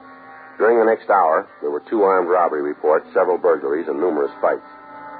5:31 a.m., Frank went down the hall and brought back 2 beef and cheese sandwiches and some coffee. At 5:46, we got a call from the men in Unit 1K5 telling us that they were on the way into the office with the gun that had been used in the killing of Norman Mancreef. 10 minutes later, 2 uniformed officers brought in a pair of possible car thieves. One of them was held in the hall while Frank and I talked to the driver of the car, a Melville Hulbert, age 19. Where'd you get the car? I bought it. Where? Well, from a lady. She put an ad in the paper, said she had this year Sharp 52 Ford for sale. You remember what paper? Well, no, sir. I think it was one of them morning ones. When did you buy the car? I don't know. Well, you must have some idea. I reckon maybe it was in January. Yeah, around there in January. Let me take a look at your driver's license, will you? Yes, sir. There you are. Take it out of the wallet, will you? Oh, yes, sir. Here it is. Is this your present address? Sir? You still live here on Echo Park Boulevard? Oh, no, sir, I moved. I got me a place over on Olympic. How long you lived there? You mean on Olympic, sir? That's right. I don't know. Reckon maybe a couple months. Don't you know for sure? Well, see, I got this here bad memory. I think it's been a couple months. You live with your family? No, sir. They down south. Where's that? New Orleans. Do they know you're out here? Yes, sir. When did you come to California? August. Last year? Yeah, last year. You got a job? Aircraft factory out in the valley. It's kind of a long drive to work for you, isn't it? Yes, sir. But I got a good deal on the place I live at, see? How come you haven't reported the change of address to the Department of Motor Vehicles? Reckon I just forgot. I got this here bad memory, you know. When you bought the car, did you finance it? Sir? You buy it on time, you pay cash for it. Cash. You got the pink slip then, haven't you? The lady sold it to me, signed it. Where is it? I don't know, sir. Didn't she give it to you? No, sir. She just told me she was going to send it to Sacramento someplace. Did you get any kind of a receipt for your money? Yes, sir. Well, where's it? In my wallet? Let's see it. Yes, sir. I got it right here someplace. Pretty funny about this. What's that? Well, I wouldn't steal no car. It's pretty funny to think I did. Mm-hmm. All right, now how about that receipt? Have you found it yet? Yes, sir. Now, here it is. Who wrote this? The lady sold me the car. Is her name here? Oh, yeah, I guess so. She wrote it. When did you say you bought the car? Well, January, I guess. This year, huh? Yes, sir. You sure you couldn't be wrong about the date? Oh, now I don't know. Maybe. Where'd you meet the woman who wrote this receipt? At her place? Where's that? Out in Westwood. I think that's what you call it. Apartment out there. You remember the address? No, sir. Haven't got any idea at all where it is, huh? Well, it was up on Wilshire. I know that. Apartment on the second floor. Mm-hmm. I think it was number B or something like that. I don't know. Right. Yeah, okay. Now, what'd you make all that big deal about when I bought the car? Date on the bill of sale is a year ago. Oh, somebody must have made a mistake. Yeah, we knew that when you walked in. We're trying to find out who. What do you got, anything? Yeah, it checks out. Names in the book. West Department D. Yeah, now that could be it. I knows it was on the second floor. Looks right out on Wilshire Boulevard. All right, Mel. You go over there and sit down. We'll be right with you. It's going to be okay? We'll see. Now, look, I didn't steal that car, mister. I should have told him about how I moved. But I did not steal the car. All right. You go there and sit down, will you? Yes, sir. What do you think? I don't know. Seems to check out. Date on the bill of sale could be a mistake. Woman might have just written the wrong year. Yeah, it's pretty close to first if it happened. I'd like to give the kid his first felony booking, don't you? Yeah. What do you want to do? Well, let's hold him over so we can check with the woman. Yeah. Officers? Gonna be all right? We'll see. You ain't going to send me to jail. No, not yet. You can wait down the hall, will you? Now, long as you know I did not steal the car. We'll check with the woman first thing in the morning. I want to tell you one thing, though. Yes, sir? We're going to give you a break by not booking you right now. Don't make us sorry about it. Oh, no, sir. Thank you. All right, go on. Get out of here. Where's Jimmy? He's down the hall. The officer there will take you. Yes, sir. Officers? Yeah. Thank you again. You hear? Yeah, you take care of that bad memory, will you? I got it. Headquarters Smith. Oh, yeah. Yeah? What's the address? No, he's not here. Just a second, I'll check. Policeman out in Hollywood wants permission to kill a skunk. What? Wants to kill a skunk caught in a trap. I guess it's all right if it's the only way they can get rid of it. Well, the way he puts it, it is. All right. Go ahead. Yeah. What's that? Well, I don't know. You better check with the watch commander. Yeah. Okay, good night. We got an injured animal report. Turns out the people out there had trouble with skunks, got a permit for the traps, and caught one tonight. Once they had it, they didn't know how to get rid of it. I better make a report on it. That's been pretty funny. Huh? Officer said we could use the skunk in the department. What was that? Officer said we could use the skunk in the department. Says he'd qualify on the target range any day. I get it. Headquarters Friday. No, we got the word. Where you been? Check out with the lab? No. No, wait. 1K5. Yeah. They just picked up a third person in the shooting. 3 minutes later, the officers in Unit 1K5 brought in a tired-looking man in his late 20s. His name was Harry Carnell. He'd been drinking, but he seemed to be in complete control of his faculties. We ran his name through R&I, but we found no record on him. The officers also brought in the murder weapon, a .32 caliber automatic. A check of gun records gave us the name of the store where it had been bought and the name of the owner. According to the registration, it belonged to Fred Purcell. The crime lab reported there were no fingerprints on the weapon. We tried once more to talk to Purcell, but again we were unable to. We asked Harry Carnell, the latest suspect, to tell us the story of the shooting. I went up to the place to collect some money Mancreef owed me. What happened when you got to the apartment? Knocked on the door and Purcell let me in. Who was in the room? Just him and Mancreef. That's all? Yeah. All right, go ahead. Well, I came in and said I had to have the loot, and Mancreef told me he was stony. Yeah. He said to check him tomorrow. Mm-hmm. Purcell got on his back, said he was always welching, and the beef started. You mean between them, huh? Yeah, they were both pretty gassed when I got there. You have anything to drink with him? No, I had a date, sir. That's what I needed the money for. I got a girl with a pretty big appetite. I was broke, and I figured I'd tap Mancreef for what he owed me. All right. Well, anyway, these two got in a big beef. Purcell told Mancreef to get out. He wouldn't go, so Purcell ran over to a desk there in the room and hauled out this big gun, started to blaze away. How many shots did he fire? Well, one's all I remember. Might have been more, but I didn't spend a lot of time counting. Just one, huh? Yeah. Well, a guy sets a clay pigeon on your head. You ain't going to stand there. What happened then? Well, Purcell pointed the gun at me. He said I should get out, too. I didn't feel like telling him he was wrong. During the time you were there, did you see anybody else at all? No. Fred's wife was around someplace, I guess. Why do you say that? Well, they started yelling at each other. I heard Mancreef say they'd bother Harriet. That's Fred's wife, Harriet. Uh-huh. I took off like a big bird. Where'd you go? My place. Had a couple of belts and then walked by the apartment to see what was going on. An old broad there started yelling about how I was the guy who ran out of the place after the shooting. Next thing I know, I got the collar on, and here I am. Uh-huh. What was Purcell doing when you last saw him? I was standing over Mancreef, holding the gun, looking like a cover on a pulp magazine. You willing to sign a statement on what you just told us? Well, sure. I got no part in this action. Just went to collect a bet at the wrong time, that's all. Mm-hmm. Pretty lousy night. Missed my date, didn't collect the money, end up in the can. It's pretty lousy. Mm-hmm. But I'm not the only one, though. Old Purcell always thought he was such a great card player. He's a real fish. He lost $6 tonight. Well, your part, right? Huh? He lost more than that, didn't he? Perry Carnell was taken to the report room where he made a full statement. At 7:03 a.m., Lieutenant Ray Giese from Homicide Division came in and took over the investigation. Fred Purcell was questioned, and he made a voluntary statement that he'd shot and killed Norman Moncrief. He couldn't remember why he'd done it. He was removed to the main jail and booked in on a charge of violation of Section 192 PC, manslaughter. His wife and Carnell were released from custody. We made out reports to all divisions for the follow-ups on crimes committed during the night. At 8:02 a.m., the men on the day watch came in and relieved us. It's going to be a nice day. Yeah. A few clouds up there. Might keep the heat down. Yeah, let's go. You want to stop for breakfast? Well, I guess we might as well, yeah. What do you think, Joe? You like to draw the business office for permanent duty? No, sir, not me. I guess okay once in a while. I don't think I'd like it steady, though. Huh? Not busy enough.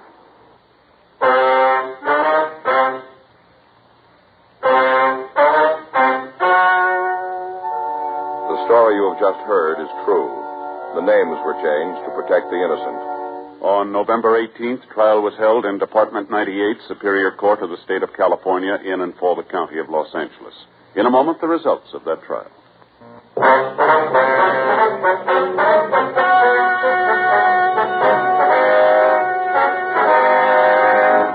Further investigation proved that the purchase of the automobile by Melville Hulbert was legal, and no further charges were made.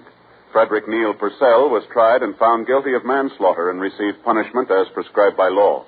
Manslaughter is punishable by imprisonment in the state penitentiary for a period not to exceed 10 years.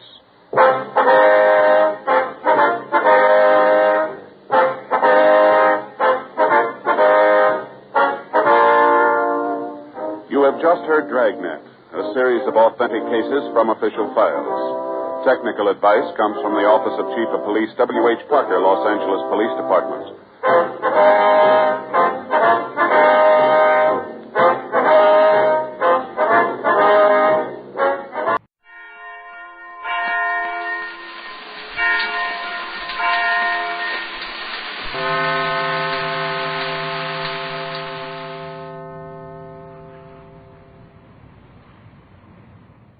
Ladies and gentlemen, the material and quotations used on the following program are taken from authentic news reports off the wires of Associated Press and International News Service. We present this material without editorial comment, since this station takes no official stand on any controversial question. We can, therefore, assume no responsibility for the attitude such statements reflect. From San Francisco, the American Broadcasting Company presents 1 out of 7.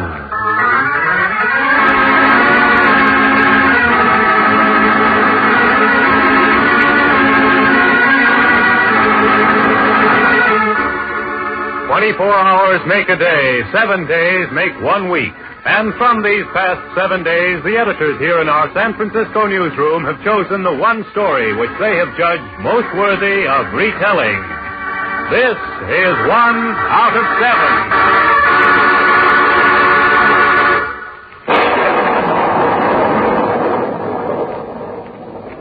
We're not here to tell you what is good or what is evil, or to tell you what is right and what is not right.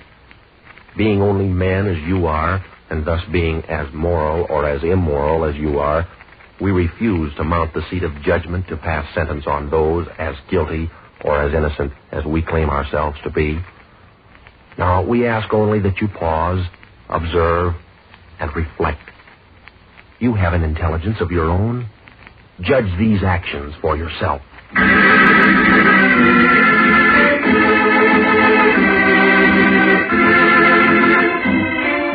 Last week, beneath the spacious skies of America the Beautiful, in the valleys of the amber grain and the fruited plain, and in the city towers looming high with the majesty of purple mountains, the people rejoiced and rededicated themselves in a nationwide Brotherhood Week. Lofty and ideal were the speeches of Brotherhood Week. Stirring and altruistic were the pledges and promises of Brotherhood Week. Godly and charitable were the aims of Brotherhood Week. But there are 2 families in San Francisco who are asking questions. 2 families. City desk, Martin. Say, boss, here's a pretty fair yarn on an eviction case. You want it? Yeah, sure. What's it all about? Oh, it seems there's a gentleman out in one of the residential districts who objects to the presence of a Filipino family in the neighborhood. There's also a Chinese family living nearby that, it doesn't appeal to him either. Yeah, go on. Well, this gentleman says that the fact that these two families are living near him detracts from the value of his property. Well, what's the matter? Does he have something against them? Oh, no, nothing like that, boss. He just says that when he moved there, he was told that it was a neighborhood for white people. White people only. One of those restricted deals, you know? Well, now he's filing suit to have them evicted. Says he's losing money if they stay. What about the two families? What have they got to say? Well, they're plenty burned up about it. They're organizing, to fight the Neighbor Boosters Club who's behind this gentleman. One of the members of the Filipino family is, he's a Navy veteran, and he gave me a pretty good quote. Well, go ahead. Let's have it. Okay, boss. He says, "Is this what we've been fighting for? To have a bunch of stay-at-homes throw us out of our house?"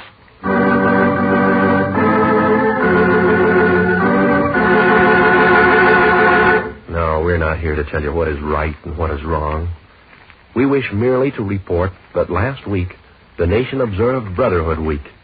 In the churches and town halls throughout the country, the people rededicated themselves to the principles of tolerance and charity of the Founding Fathers.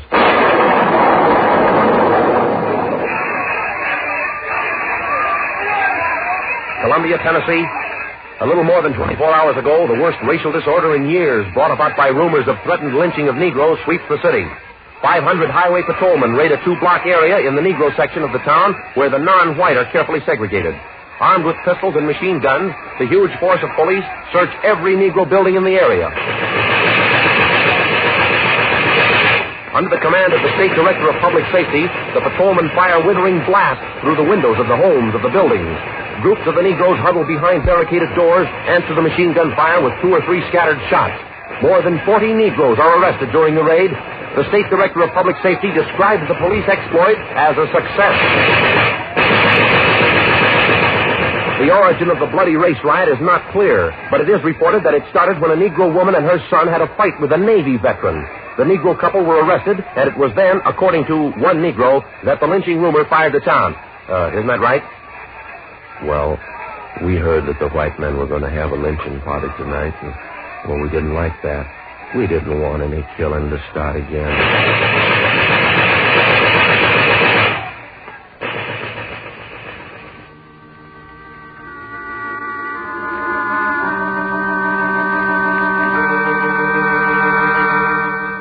And so, brethren, let us again renew our faith in Christian charity, in the principles of brotherhood that Christ himself handed down to us. And let us again resolve to act and live by the precept that we are all brothers, regardless of the color of our skin or the creed we profess, that we are all brothers in the house of the Lord.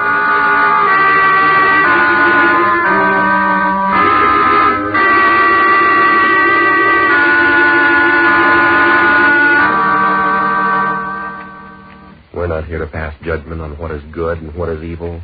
We wish merely to report that last week, in a nationwide celebration marked by pledge and promise, the people observed the annual custom of Brotherhood Week.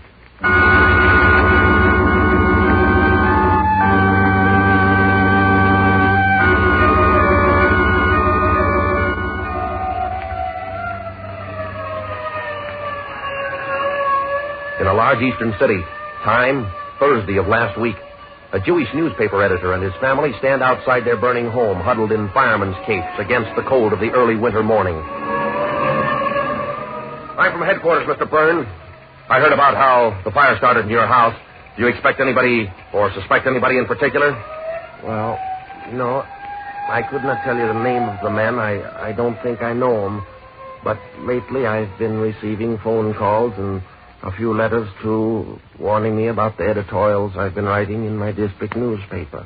Well, what were those phone calls and letters all about, Mr. Byrne? Well, they said I was trying to make our district into a ghetto and a Negro colony because I've been opposing a drive by the neighborhood club to keep out all the Jews, Negroes, Italians, Chinese. I think you know, officer. You must have heard. Yeah, I've heard, Mr. Byrne. I guess this is their answer, huh? Yes. Yes. Tonight there was another telephone call, and then about 1 o'clock, while my wife and I were... All right, George. Light the torches and let them fly. We'll teach that Jew a lesson he won't forget. Come on, let's get out of here.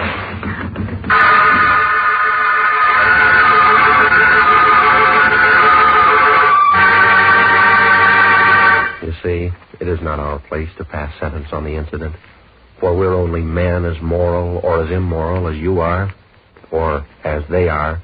We wish only to point out that last week was Brotherhood Week. Several appropriate speeches were made, and the people as a whole pledged themselves to tolerance and charity. The annual observance was acclaimed a success throughout the nation, priests and ministers. This is a story which probably will not receive the circulation it deserves. It concerns an incident which occurred last week at a southeastern Navy station here in the United States. And if my guess is right, it should give many a citizen cause to stop and ponder the worth and aims of our lately won victory. It all happened in one of the mess rooms at this particular Navy base where a group of officers...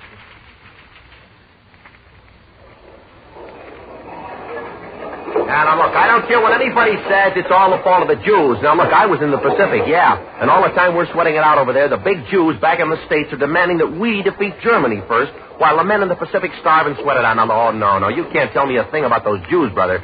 I know exactly what they're like. You can have them. I beg your pardon, Commander. I'm a Jew, and I think you're very mistaken in what you say. Well, now listen here, Mr. Goldstein. You're a lieutenant. The Constitution may say that I have to serve in the same Navy with Jews, but there are no Navy regulations that say I have to eat at the same table with them. Now, you other gentlemen will excuse me.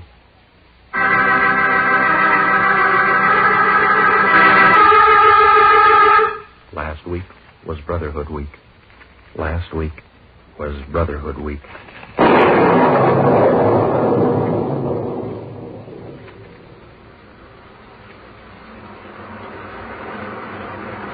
Down through the rain, down through the wet, glistening street he came, his head bared, his frayed coat collar pulled tightly around his neck, a wide, ugly cut on his forehead, still bleeding, a monstrous bruise covering the side of his face.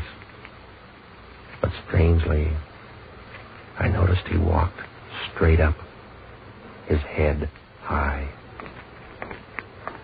He came up and he stood beside me at the bus stop. And after a while he said, You are wondering about me. Is that not so? This cut on my head and this bruise on my face? Why, yes, as a matter of fact, I was wondering about... Yeah, Well, it looks like a pretty nasty cut, mister. Tell me, how'd you get it? Well, it all happened so suddenly. I still cannot remember everything. I try. Tonight, like every Wednesday night, we have our meeting down in the hall on the west side of the city, you know? Yeah, I know where that hall is. Well, on Wednesdays, the people who are of my race, well, we all meet together to learn about our new country, to study the language, and to try to be better Americans. Uh-huh. But tonight, we have some visitors. They are a group of men, and they say, we cannot stay here because this town is for people of their race only. We say we will not go. And then there is a big fight. The men wreck our clubroom, they smash our furniture, and they fight with us. They tell us in loud voices, get out, stay out. But we fight back because we know the laws. The laws say these men are wrong. Oh, but the laws, they are not everything, are they? Well, no, they're not, mister. You'll find that out. Yes, we have found it out already. There are many things different about America than first I thought. Well, now, I must cross the street to the church. Would you like to come with me? I do not pray, you know. But I like to stand there in the church and say these things. It makes me feel better inside here after what has happened tonight. Well, I crossed the street with him and I went into the church. We sat down in one of the pews far back in one of the dark corners of the church. A few candles flickered uncertainly up at the altar. And after a long moment, he turned to me and he said, I do not hate these men who do such things. I am not bitter against them. Only I have so much pity for them.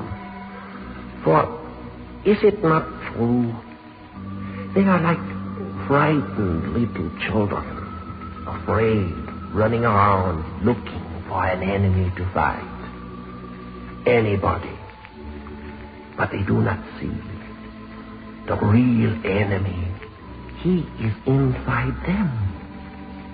Oh, they hate us.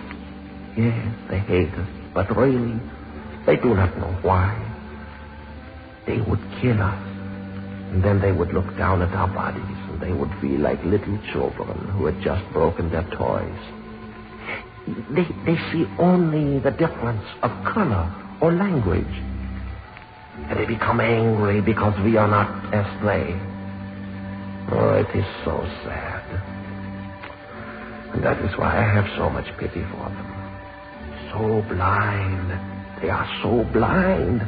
The sun is there waiting for them, shining warm and full over everybody. But their eyes are still closed, and all they can see is the darkness.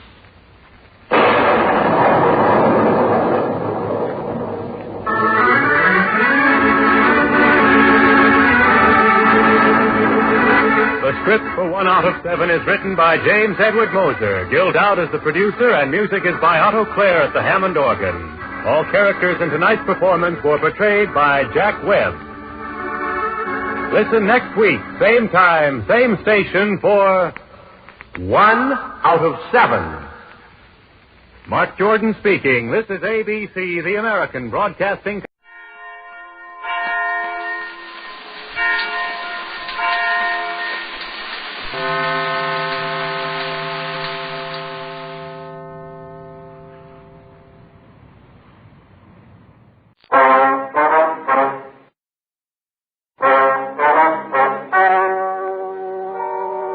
Ladies and gentlemen, the story you're about to hear is true.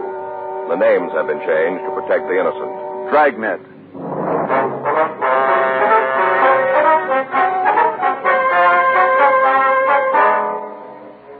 You're a detective sergeant.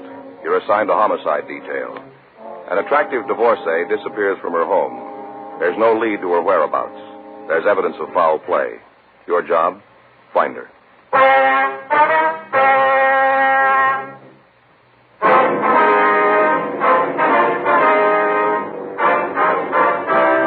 Dragnet, the documented drama of an actual crime. For the next 30 minutes, in cooperation with the Los Angeles Police Department, you will travel step by step on the side of the law through an actual case transcribed from official police files. From beginning to end, from crime to punishment, Dragnet is the story of your police force in action. It was Tuesday, June 10th. It was mild in Los Angeles. We were working the day watch out a homicide detail. My partner is Frank Smith. The boss is Captain Lorman. My name's Friday. We're on our way out from the office, and it was 11:15 a.m. when we got to 2962 Reservoir Street. Front door. You the policeman? Yes, ma'am. Miss Harrison? That's right. Come on in. Thank you. My partner, Frank Smith. My name's Friday. Oh, how do you do? ma'am? I was expecting you. Yes, ma'am. Other officers said there'd be somebody here from the detectives to see me. You men from the detectives? That's right, Miss Harrison. I got some coffee on if you'd like a cup while we talk. No, thank you. No, thank you, ma'am. Okay. You want to sit down there? We can get started on this. All right. I made some little notes this morning after the other policeman left. I thought it might help me to remember. Uh-huh. They didn't find anything when they went to Josephine's house, did they? No, they haven't. What if you tell us what you know about her disappearance? I'd be glad to. Last time I saw her was Friday. The 6th, last Friday. Mm-hmm. Where was that? Out in her yard. She was hanging up clothes, and we got to talking, about neighborhood stuff. Yes, ma'am. We talked for a little while, her hanging up clothes, and I was working around the yard. Did there seem to be anything wrong then? Well, what do you mean? Well, did she seem upset about anything? Well, not that she told me about. We were pretty close. She told me just about everything happened to her. Mm-hmm. When her and Jordan was still married, we used to get together all the time, have a little barbecue, maybe take in the drive-in movie. That's her husband? Yeah, Jordan Allen. She's divorced then? Yeah. I got the interlocutory about 6 months ago. Not final yet. Where's Mr. Allen now? Well, the last I heard, he was working down San Diego. Do you know who we might get in touch with him? Well, not right off. Must be some letters over to Josephine's, though. He was always writing her. Was there any trouble between them? They got a divorce. Well, that's not what I mean. I mean after. Did they have any arguments, any disagreements? Oh, off and on. Jordan wanted to get back together again, always asking her to call off the decree. Mm-hmm. Did he see her often? I don't think they got together in the last couple of months. I know Josephine got some phone calls from him, though. From San Diego? Yeah. Did Mrs. Allen say anything to you about taking vacation, anything like that? No, if she'd had anything like that in mind, she'd have told me. We were pretty close. Did she have any men friends that you know of? Oh, she's a handsome woman, Mr. Friday. She had a lot of them. Well, did she see any one person more than the others, would you know? David Lansing. They used to go out quite a bit. I think David wanted to marry her as soon as the divorce was final. Has he been around lately, would you know? Not since Josephine disappeared. How about before that? I had a date with her the very night before. Went out to dinner and then went dancing. Any trouble between them, would you know? I don't want to get mixed up in anything, Mr. Friday. You can understand that, can't you? Yes, ma'am, we can. But if you know anything about Mrs. Allen's disappearance, we'll have to ask that you tell us. It's just that I don't want David to find out about it. Well, he won't hear it from us. That's a promise? Yes, ma'am. How about you? Yes, ma'am. Well, then, if you ask me, I'd say that David had something to do with Josephine's being gone. Why do you say that? Because they were always fighting. I could hear them all the way over here. What'd they argue about, do you know? Well, David wanted to marry her. And she wouldn't tell him whether she would or not until after the divorce was final. The way she put it, until she got the papers, she was still a married woman. Lansing didn't like that, huh? No, not a bit. About 10 days ago, I was over there. My TV was on the blank, and I went over to see one of my favorites. Mm-hmm. David was there, and it wasn't no time before they was at it, yelling and screaming. Kind of made me embarrassed. That's when he said it. What was that? Said for Josephine to get rid of Jordan, or David would get rid of her. We continued to question the Harrison woman about Mrs. Allen. She could give us no reason for her disappearance. Frank and I left and went next door. We checked through the house. It was exactly the way the two uniformed officers had found it that morning. The shades on all of the windows were drawn. None of the furniture seemed to be disturbed. There was no sign of a struggle. On the dining room table, there was a setting for two people. Silverware, napkins, glasses. They're all ready to be used. On the plates themselves was a complete meal. None of the food had been touched. We looked for Mrs. Allen's luggage. There was no way of being sure, but apparently none of her things had been taken. We went on through the house and out into the backyard. There was no sign of anything wrong out there either. Sure doesn't figure, does it? No. Table all set, food, none of it touched. Well, there's an answer someplace. Yeah. Let's check the garage. All right. I get it.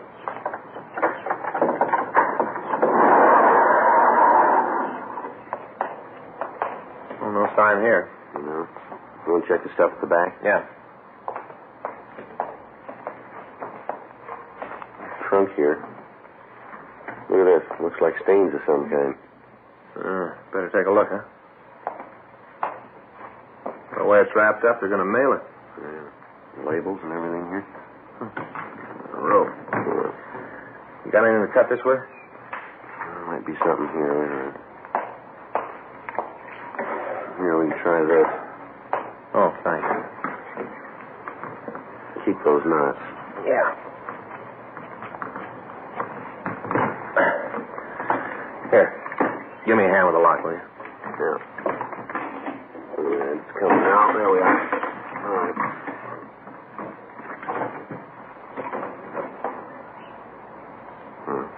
We know where she is. Yeah. Let's find out who put her there.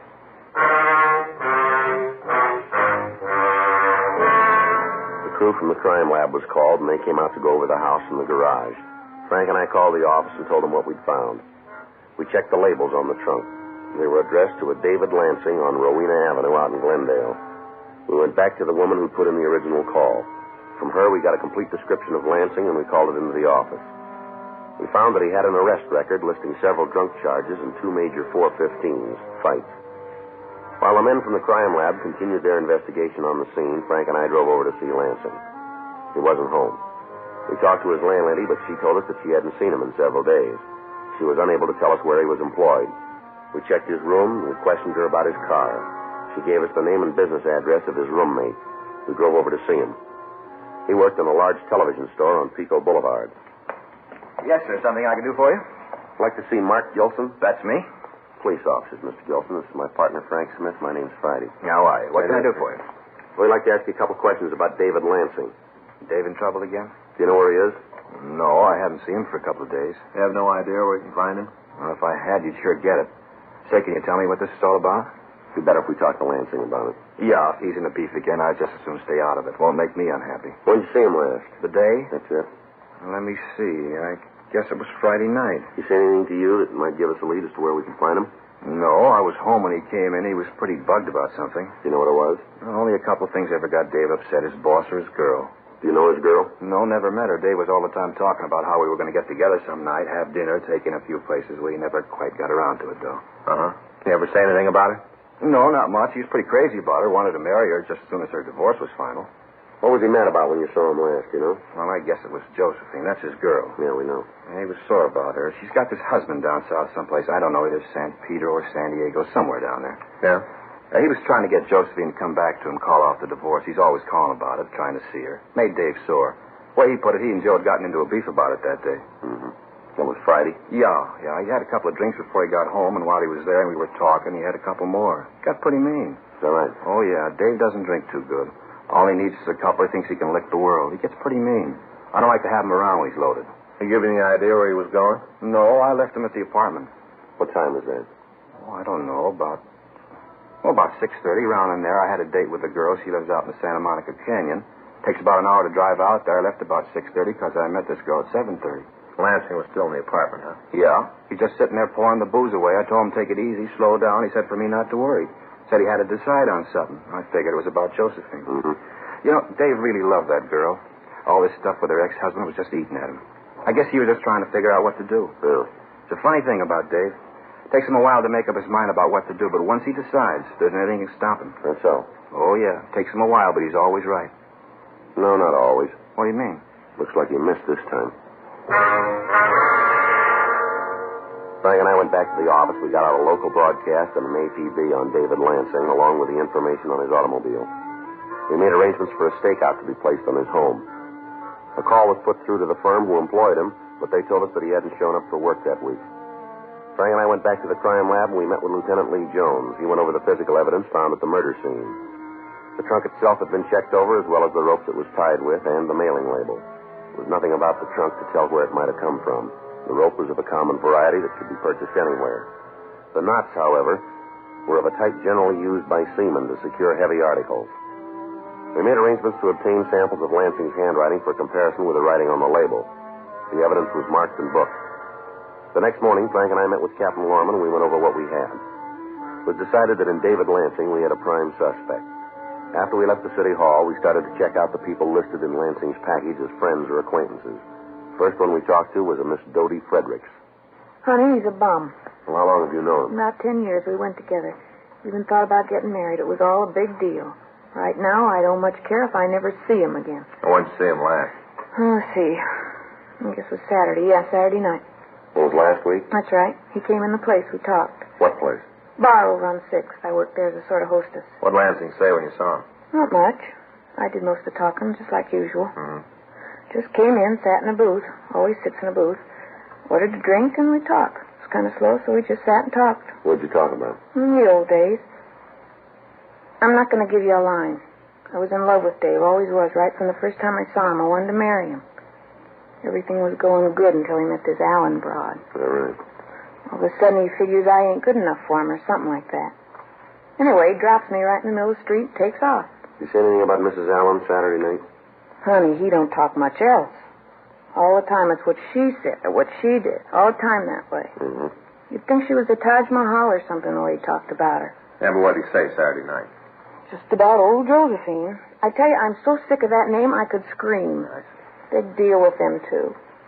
He's always around her, but when he's got a problem, who do you think he comes running to? We wouldn't know. I'll tell you, me. She gives him the bad time, and he comes to me to get over it. Always been like that. Meets some girl, and right away it's the real thing. Always ends up the same way. He comes back. Mm-hmm. Thinks he's a real big man all the time with the chicks. One of these days, I'm going to tell him that. Tell him to leave me alone. Mm-hmm. Going to tell him as soon as he comes back. What do you mean? About when he comes back. You know where he is? No, but when he was in here Saturday, he was broke. Borrowed $30 from me. Yeah. Said he had to leave town.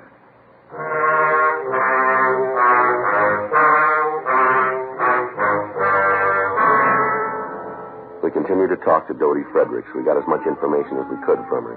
She told us that Lansing had said he was going to San Francisco. We asked her if he had any friends in the Bay City. She supplied us a list of names. We went back to the office and got in touch with the authorities in San Francisco and asked them to check on the suspect for us. We put in a call to the coroner's office. The body had been posted and the time of death was set at some time Friday night. We checked out the rest of Lansing's friends and associates without result.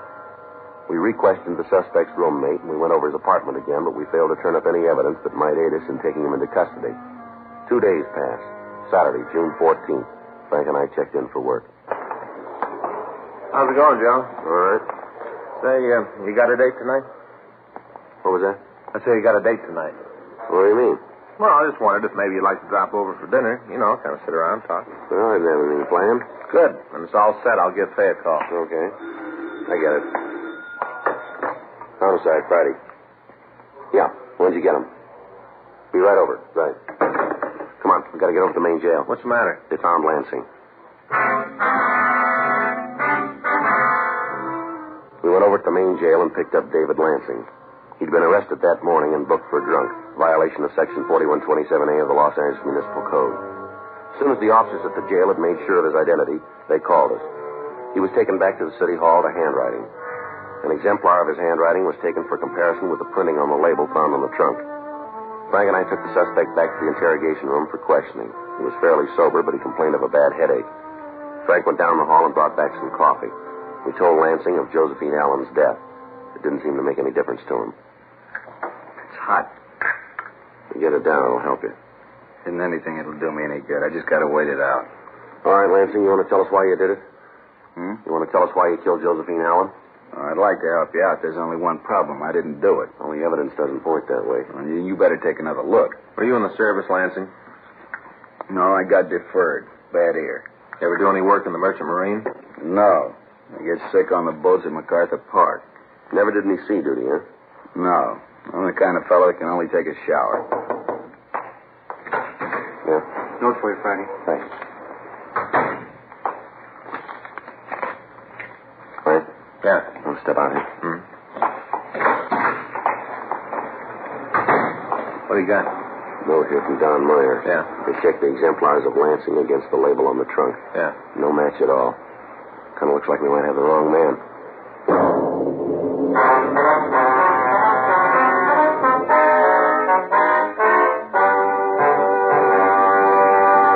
You are listening to Dragnet, the authentic story of your police force in action.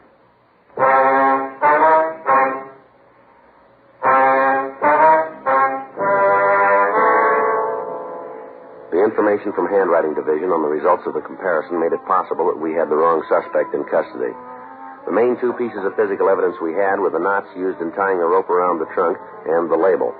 On both counts, apparently David Lansing was out. We sent out for more coffee for the suspect, and we continued to question him. Look, I'll spell it out for you. I didn't have anything to do with killing her. You saw her Friday, didn't you? Yeah, but that don't mean I killed her. Well, tell us what happened when you saw her. From where? From when she opened the door. I went over to see her about 7:30. Friday night? Yeah, I went over to try to talk some sense into her. Were you two having trouble? Yeah. About what? The same thing all the time. I loved her. I loved her a lot. I wanted to marry the girl. All the time his ex-husband's hanging around, trying to get her to come back. I had a belly full. I wanted to get things straightened out, so I went to see her. Yeah. I didn't call and tell her. She was pretty hacked about it. Said I should have called. She got real sore. Mm-hmm. I asked her what was wrong. She never acted like that before. I wanted to know what the beef was. All right. So she filled me in on how Jordan was coming up from San Diego. They had some things to talk about. Big deal. All the time they were talking. Him trying to get her to come back. Got to the point where I didn't know where I stood. Mm-hmm. She told me to come in, but she said I couldn't stay long because she was expecting Jordan. Said he was coming up for dinner. Hmm. I told her I wanted to marry her. I told her to make up her mind once and for all not to keep me on the string anymore. What'd she say? Told me to call her Saturday morning. Said she'd have something to tell me then. Go ahead. Well, the way she put it, things were going to work out. After we talked for a little bit, I left. She told me she didn't want me there when the ex got to the place. What time did you leave? I don't know. Well, you must have some kind of an idea. Well, maybe 7:30 or 8, around in there. I'm not sure. I was pretty sore when I walked out. I didn't pay a lot of attention. Where'd you go then? I went home for a while. I sat around, then I went over to see a guy I know runs a little club on Alvarado. We sat there until the place closed, and after that I went home with him. Why didn't you go on to your place? No reason. He lived pretty close. We spent the night there. Why'd you stop going to work? What? We checked with the place where you work. They say you haven't been to work this week. I guess that's because I couldn't get in touch with Josephine. How do you mean that? I tried to call her Saturday morning. I didn't get any answer, so I figured that Jordan had talked her into coming back. I just went out on a run. Did you try to see her? Well, did you go over to the house and try to see her? Yeah, I went over Saturday night. There wasn't any answer. Shades were all pulled down. I figured sure she'd left town. What'd you do? Went down to a bar on 6th. Saw a girl I know. We talked, and I guess I got pretty loaded. The next couple of days are kind of foggy. You ever met Jordan Allen? Yeah, once. Put it down that we didn't get along too good. You know anything about him? What do you mean? Well, what kind of business is he in? I think it's some kind of photography thing. He sells cameras or something like that. You know anything about his background? Not much. I only met the guy once. We didn't get along too good then. Near as I can remember from what Josephine told me, he worked on a boat. Yeah. Merchant marine for about 6 years. You sure about that? It's what I heard. Take it from there. All right, we'll do that. It's going to make a difference? It might to you. How do you figure? You're lucky you get seasick.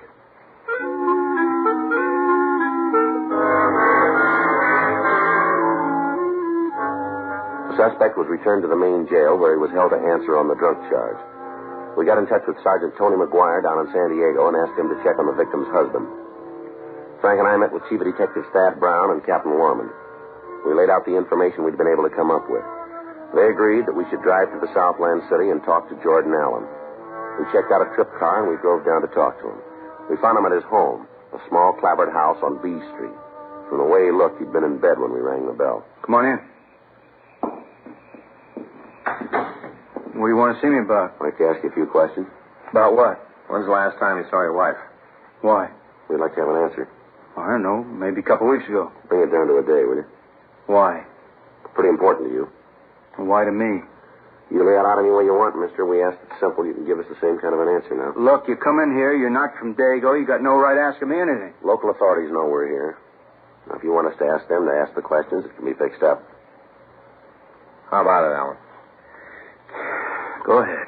When did you see your wife last?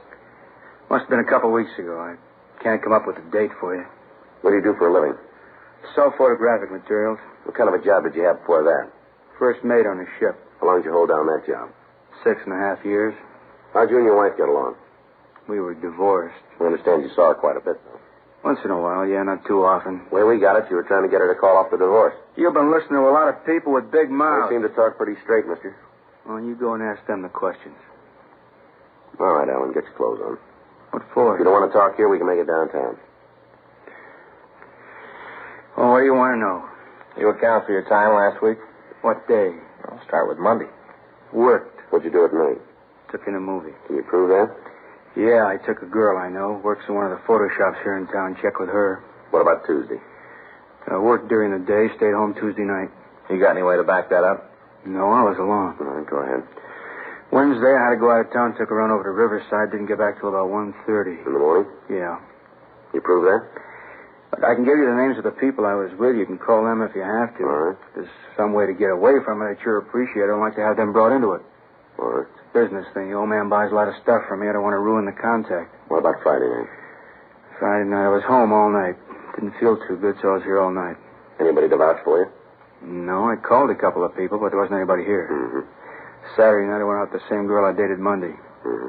Look, you want to tell me what this is all about? We think you know. Now, how would I know? You guys coming here cause a lot of trouble. How am I supposed to know what it's all about? All right, Alan, we'll lay it out for you. Your wife's dead. Josephine? That's right. When did it happen? Last week. You think I had something to do with it? Everything we've got points that way. Well, how do you figure that? Why'd I want to kill her? What reason would I have? We want you to tell us. Well, I haven't any. Now, come on, fellas. Tell me the truth. This is a joke, huh? How much did Jeff give you to pull the gas? No joke. Look, I don't know what he gave you, but I'll double it. You just tell me the bit and I'll double your money. I'd like to get back at Jack. It's no joke, Alan. All the evidence we've got points out that you killed your wife. Now, we just want to know why. You mean you really got a case you can take to court? We're going to try. Now, how about it? You want to tell us? Alan? I got scared. That's the only way you'd have known I got scared. Go ahead. I saw her Friday night. She said she'd have dinner with me, said we'd have some stuff to talk about. I went up to have dinner with her. Yeah. She told me she made up her mind, said she didn't want to get back together. Mm-hmm. This past 6 months, I figured it'd work out. All the time I kept calling her, asking her to take me back. All the time. Mm-hmm. I would have done anything in the world she asked me to do. She had just taken me back. None of it worked. We sat there, had a couple of drinks, and then she went out in the kitchen and got dinner ready. All the time, I figured sure she was going to say we were going back together. Go ahead. I went out in the kitchen with her, and we talked while she put the stuff on the plates. And then she told me she was going to marry this David Lansing. I tried to talk her out of it. I told her it wouldn't work. She just wouldn't listen. Yeah? Tried to tell her how she was making a mistake, but she wouldn't listen. She kept telling me to sit down and eat my dinner. Just kept telling me that. I just couldn't take any more of it. I couldn't see her going to anybody else. You can see that yourself. There wasn't anything else I could do. You can see that, can't you? Why'd you put Lansing's name on that trunk? Well, that's where I thought I was smart. I figured I'd have it sent to his place and then pick it up and get rid of it. If I couldn't do that, then he'd get the blame for it. Either way, it would have worked out for me. All right, you want to get dressed? Are you going to take me back to L.A.? That's right. I don't much care anymore. As long as she's gone, there isn't much. The big thing is that you know that I really loved her. Yeah, sure. No, you got to believe that I did love her. It's important that you believe me. I loved her. It's just one thing. Yeah. You had a funny way of showing it, didn't you?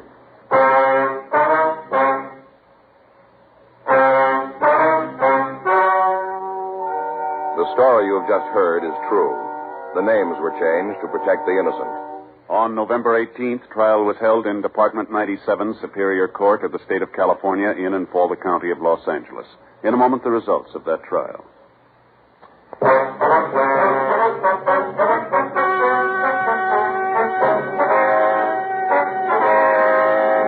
Jordan Keith Allen was tried and convicted of murder in the second degree, one count, and received sentence as prescribed by law.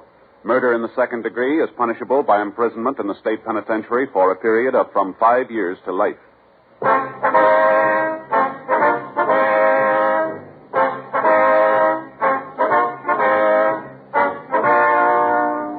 You have just heard Dragnet, a series of authentic cases from official files.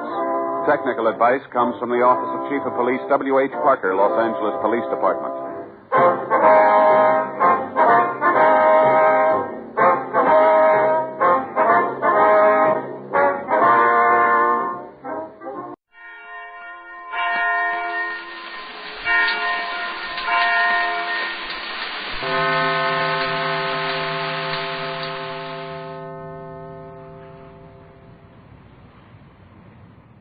Present Pat Novak for hire.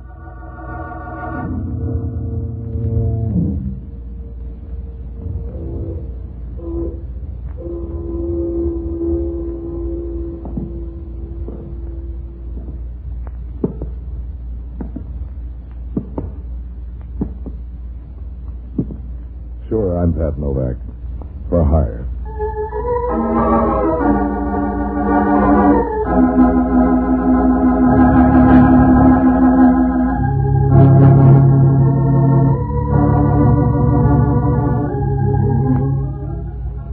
Down around the Embarcadero, everybody's clawing his neighbor for a quick buck, and everybody knows it. Sure, if you call your work something else, who are you fooling? I rent boats when that pays off, and in between, I do what I can to keep something on my hip besides a handkerchief. If you'd been along with me a few days ago, you'd have known that I was ready for work. A friend of mine called Ira had an inside tip on a hot horse in the third race at Bay Meadows. I'd gone down there to see if I could promote the news into currency. It was a good idea, except that my horse was still running in the third when they started the fourth. All I had left of my bankroll was an empty feeling. After checking through my pockets, I went out on a highway and started back to town. I was still unlimbering my thumb when a long, low roadster pulled up beside me. It was a very expensive job, including the driver. She was just about old enough to vote, and if she did, and the candidates weren't blind, they'd have spent all their time on her corner. You found my way, mister? I'd sure like to be. How do you know which way I'm going? The scenery's good wherever it's located. The shy type. You want me to stammer? No, but you could wait until we're introduced. Will Novak clear the air any? My name's Lydia Reynolds. Novak. Haven't I heard about you somewhere? If you have, you ought to change your friends. Oh, you're sort of a lone wolf detective or something. You got 3 votes there. One of them ought to win. Well, if you're any of those, maybe I could use you. You look like you could afford it. Oh, that's no problem. If money's no problem, you aren't really worrying. What do you call fear? Narrow it down. I can't. It's just... Well, have you ever felt as if something were hovering over you and yet you didn't know what it was? Could be a blackjack. A second zombie. Will you help me? All I can do for nightmares, lady, is keep you up late. It's more real than that, believe me. So's the money hiring me will cost you. You'll do it then. You could be a sort of a bodyguard. Do I get to fill in the pauses?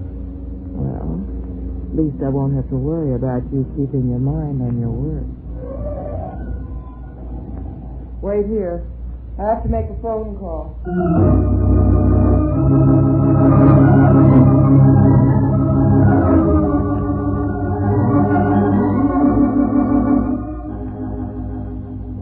She walked away, and it was smooth and easy to watch, like a bird gliding on a bit of wind.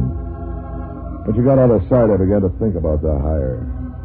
I'd heard of rich dames doing crazy things, but this was crowding the record. Nobody hires a watchman to stand off a bad dream. I felt like a guy getting ready to fly with a pair of homemade wings. It could be thrilling. Then what else? The what else began to develop right away. A car pulled up near me with 2 men in it. One of them got out. A big guy with the kind of a face you see in ads for men's swimming trunks, handsome and a little vacant. He came over to the car. He wanted to talk. Got a match, buddy? Yeah. Here.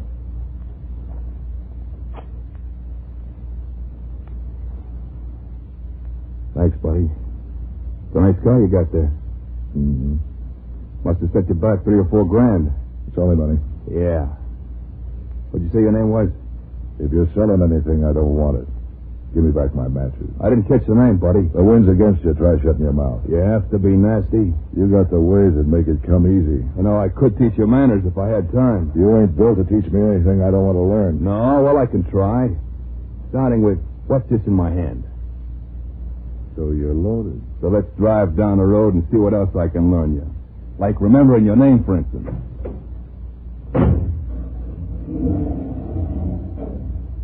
Head right into the city.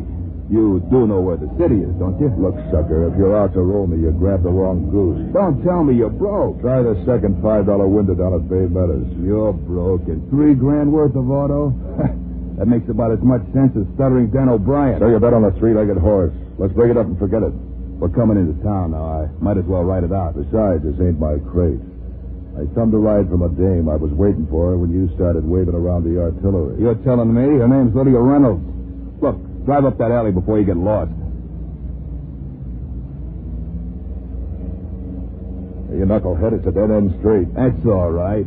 From here on, you're riding on a... No!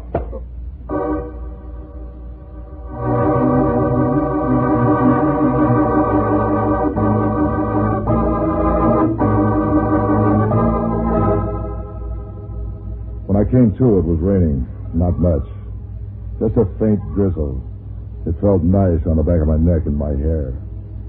As things came back into focus, I found out I was still behind the wheel. I was leaning like a flower a week after the wedding. My head felt big enough for a size 30 hat. I could count every pulse beat and aches. Didn't get any better when someone started shaking me. A big, rough hand. Would have been a gold mine for a rug cleaning outfit. I turned my head enough to see a flock of vest buttons bulging over a belt. Come on, Novak. This show's a turkey. Go away, Hellman. This ain't an apple cart. That's no good, Novak. You'll never make Broadway. Stop shaking me. What do you think I am, a whiskey sour? Don't worry, you haven't begun to shake. Wait till the judge starts to read the papers at you. You think I stole the car? There's that and so they caught up with you. They took you off homicide and put you on a hot car detail. I can see now where insurance rates are going to zoom out of sight. I caught you and the motor still warm. You couldn't catch a fever in a flu epidemic. And while the body's still warm. You couldn't find your way up an escalator. What'd you say? The body. In the back of the car. And you hammed that act almost as much as you did that fake blackout. She called it a nightmare.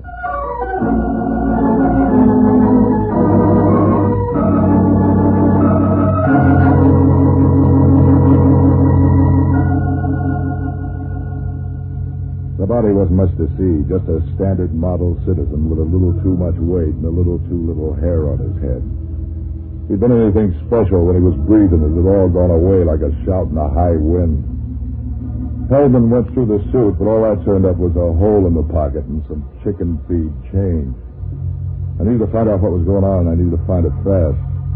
I figured a good place to start was to look up Lydia Reynolds. I'd taken her address off the car. It was a nice place, a cozy 16 or so rooms done in neat white marble. Set back from the rabble in St. Francis Woods behind enough lawn to outfit a golf course. A butler answered my ring. An easy 6 feet of well-collected muscles. He led me along a flock of Persian rugs. I ended up in a living room a little smaller than the Young Museum. Lydia was over by a window. She wasn't glad to see me. She wasn't mad either. Just polite. Did you have a pleasant drive? I'll settle for exciting. Do you always steal cars like that, or is it something you just developed? What am I supposed to do with that? Is the question strange? If you knew my neurotic friend, you'd know I have to ask things like that. Yeah, I met one of them. I phoned the police about the car, but I'm glad you changed your mind. Everybody helped, including a friend of yours who held me up, made me drive away, and then slugged me. A friend of mine? He knew you're a tall, handsome citizen with a loud voice and nasty manners. You're describing most of my friends. That doesn't help at all. This one likes jokes. He planted a corpse in the back of the car. You're joking, aren't you? I mean, this really didn't happen. No, all you got to do is explain away my headache. It means those fears I had weren't just my imagination. Then what do you got? That's a good question, my dear. Maybe you ought to think about it. We were talking. Alone. You're forgetting your manners. Am I? Introduce us, Lydia. Mr. Novak, my uncle, Charles Reynolds. And then you'd better go up and rest, don't you think? I want to talk to Mr. Novak. Tomorrow would be better. I'm sure Mr. Novak will excuse you. I'll sit anywhere. It's not my ball game. Charles. Someday, Charles. Excuse me, Patsy. A drink, Mr. Novak? Make it straight, for a change. Perhaps I should tell you that I'm Lydia's legal guardian as well as her uncle. The day's full of news. Those fears of hers are really nothing, just her imagination. She's a very nervous, high-strung girl. Did you notice? I didn't notice her trying to climb up the walls. Of course, it's not that bad. But I'll admit her imagination gives me trouble now and then. The job's tough, but the pay's good. I'll look after my niece. I hope it hasn't inconvenienced you any. Not so far. She hired me. I'll stick around till she fires me. I'm afraid that's impossible. They used to say that about flying. I told you my niece is highly neurotic. She's not responsible for her acts. I'm willing to pay whatever you think. So she, so far. I'll leave it that way till she hangs up the phone. You're wrong about that. My niece is not coming down again tonight. You might as well go. Mind if I check that with her? Yes, I do. Are you leaving, or will I have the butler show you out? Never mind the muscles. I'll play your cards this time at least. This time is the last time. That part is still with her. I tell you I run this establishment. Yeah? I'm beginning to wonder how.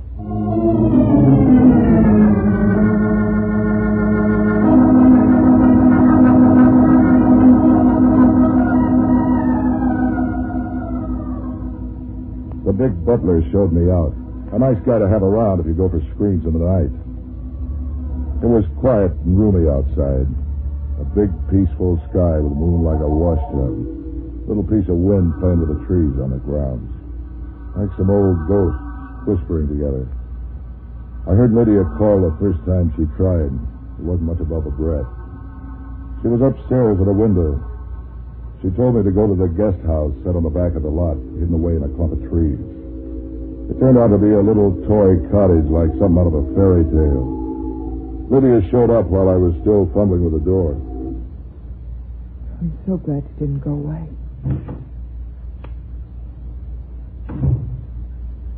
What did my uncle tell you? Did he send you away? You didn't have to push hard. I was ready to throw in my hand anyway. But I need you. Don't you see I need you now more than ever? I didn't contract to play ducks and drakes with a dead body, a muscle-bound butler, and an uncle who goes around saying goodbye. But that's one of the reasons I need you. My father left me a huge fortune. My uncle's been trying for years to get his hands on it. That gets even better. Next we'll be having poison in the highballs. How do I know how far it'll go? Already he's tried to put me in an asylum. Yeah. He was giving me that nervous talk about you. You'll stay?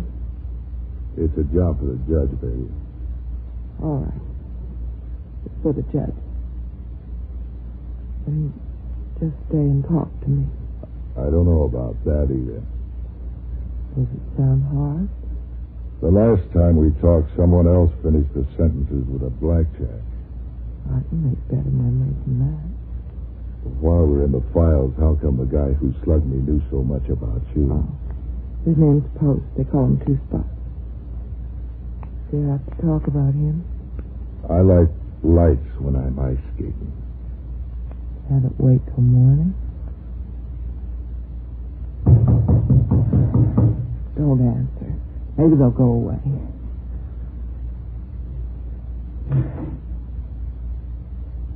Time to retire, Miss Lydia. What do you mean, coming here? Worried about your resting list. The doctor... Get out of here! You hear? Leave me alone! Very well, miss, but the gentleman is leaving, and I thought maybe you'd like me to see you back to the house. He isn't leaving. You're fired! The gentleman's leaving, miss. And now I'm on your payroll. The joint's full of guys giving orders. You want to walk out or stumble? Make up my mind for me.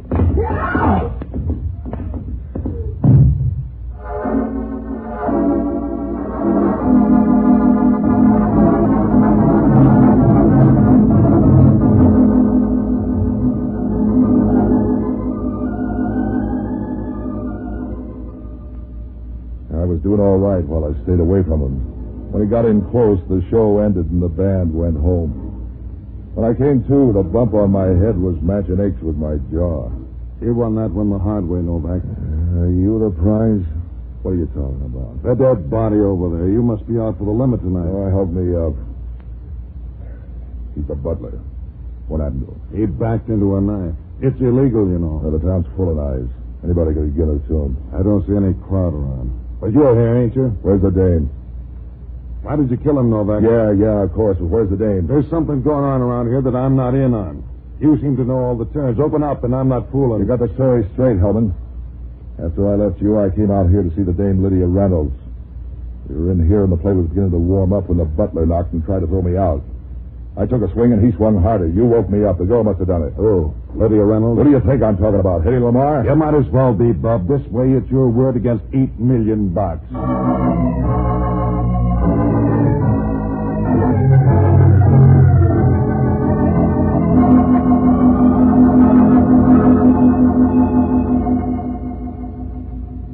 It got even worse when we went after Lydia. Her uncle blocked us away from the door with a doctor looking over his shoulder.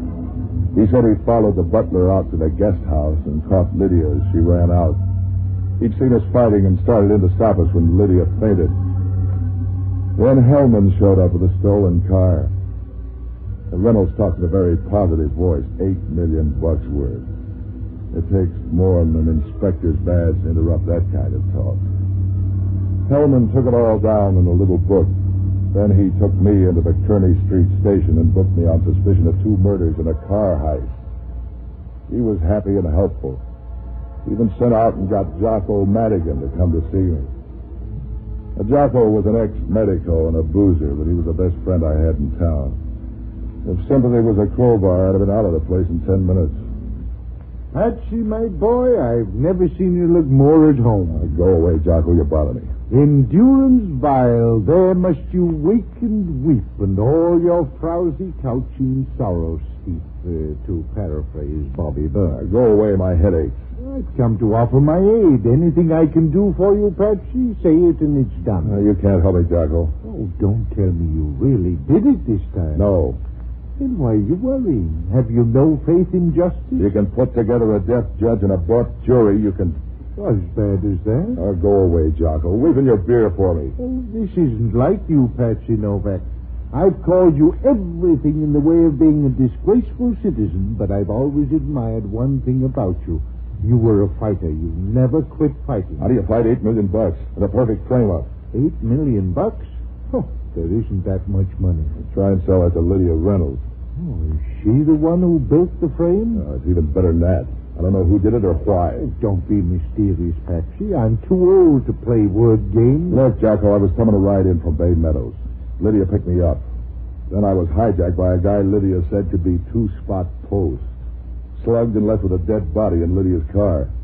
I went up to see her about it. The butler cooled me. When I came to, he's dead. Oh, the girl must have a hard time keeping friends. She wanted to hire me for a bodyguard. She said she was being threatened, but she couldn't put her finger on it. That shouldn't be so hard. She starts out with $8 million worth of bait, so anybody might try for that. Behind a veil. Who's this two-spot character? Anybody I know? Nobody we can use. I think Lydia dreamed him up. Well, he might be worth looking up. You're wasting your valuable drinking time, Jocko. You can't put your finger on a ghost. Oh, you haven't had my experience with the little men, Patsy. So long, lover.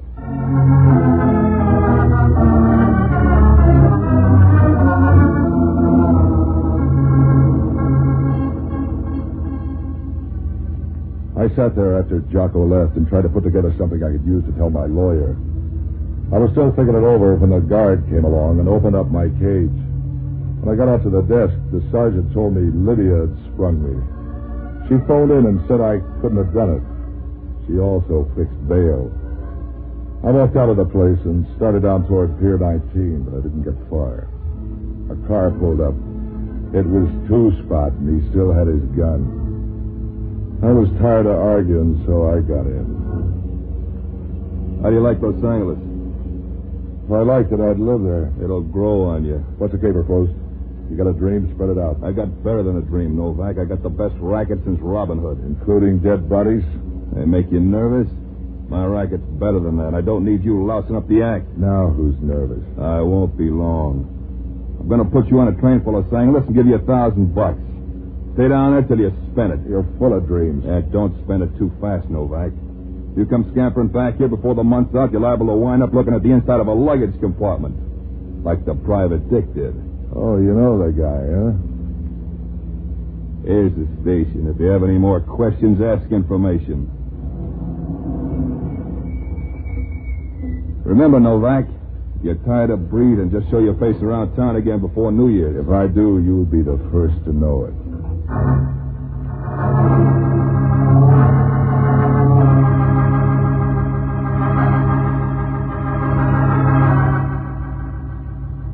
He followed me into the station and on the train. He stayed right by me until the thing started to pull out. Yeah, it was wonderful. I had $1,000, the name of the guy behind the killings, and a free ride to Palo Alto. When I got off the train down there, I phoned Hellman. He was as helpful as a fireman in a sorority house. You're in Palo Alto?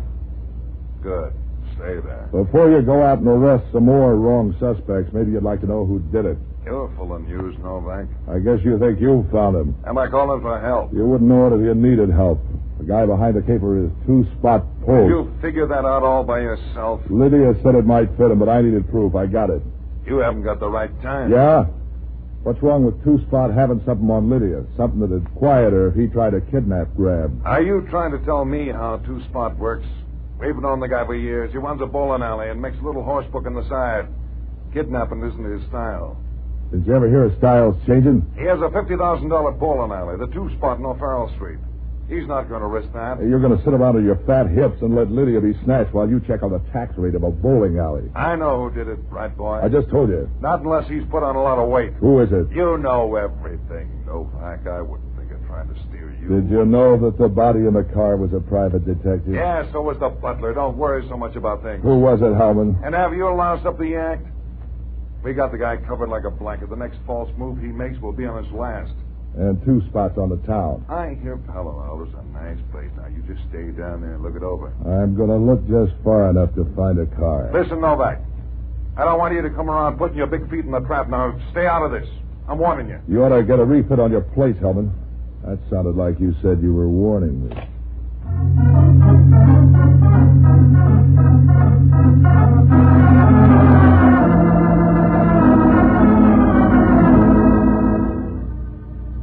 I took a taxi back to San Francisco. The price is easy if you have $1,000. We drove up to St. Francis Woods. Just as we were approaching the Reynolds place, I saw Lydia walking along the sidewalk. She was wrapped up in one of those long capes with a hood. She was walking in a hurry. When I caught up with her, she seemed glad, but she didn't slow down. Come on, Patsy. Walk with me. You running after something or something after you? Something's after me, Patsy. I'm frightened. You're full of half-talk. Don't you ever open up? I saw a man, at least a shadow of a man, hiding near a corner of the guest house. Some more of those fears? This man was real, Patsy. He was waiting for me out there. I said they're closing in, and they are. You don't want my help. But I do. I need help desperately. Why don't you give me something to work with? All I get out of you is talk about goose pimples. Oh, I'm tired, Patsy. Awfully tired. What you need's a drink. Come on downtown with me. I want to look up a friend of mine named Jocko Madigan. Can't we go to a bar? You don't know Jocko.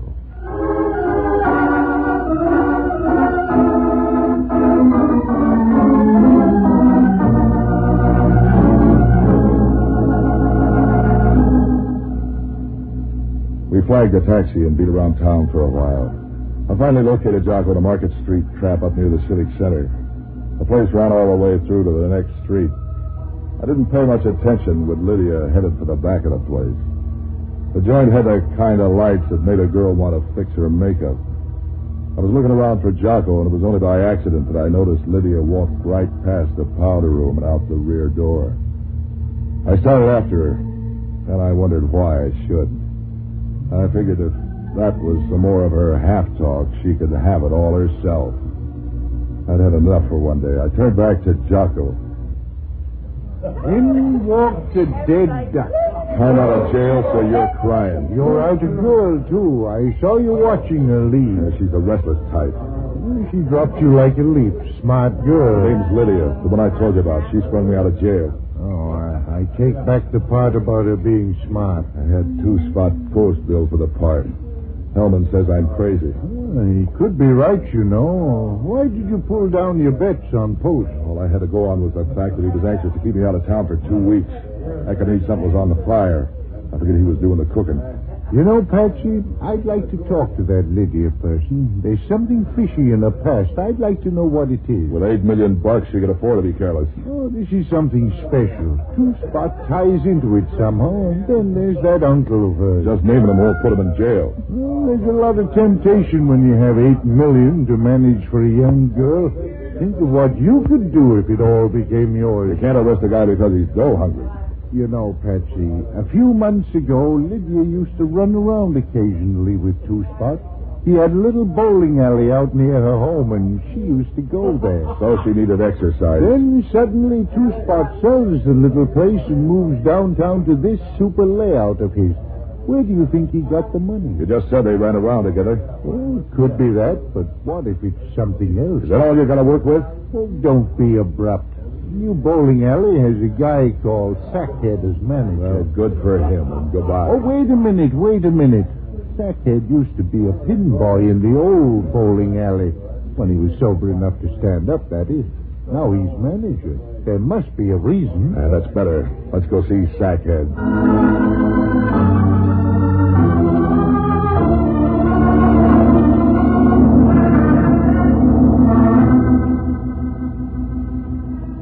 When we reached the 2-spot alleys, the place was almost deserted. It was too late for the earnest bowlers and too early for the drunks. When I asked the bartender for the manager, he began to gulp air and turn white. I knew I couldn't get anything from him, so I looked around the place till I saw the door marked office. I started that way, but it was a short trip. The bouncer dropped a cigar on the floor and cut across my path fast. Where you going, bud? I don't need any help. It's private. You can't go in there. I just want to talk to Sackhead. Look that up in your rule book. He don't want to talk. He's out to lunch anyway. Let me find out these things myself. Nobody goes in there, understand? Everybody's throwing up stop signs tonight. I can't win all the time.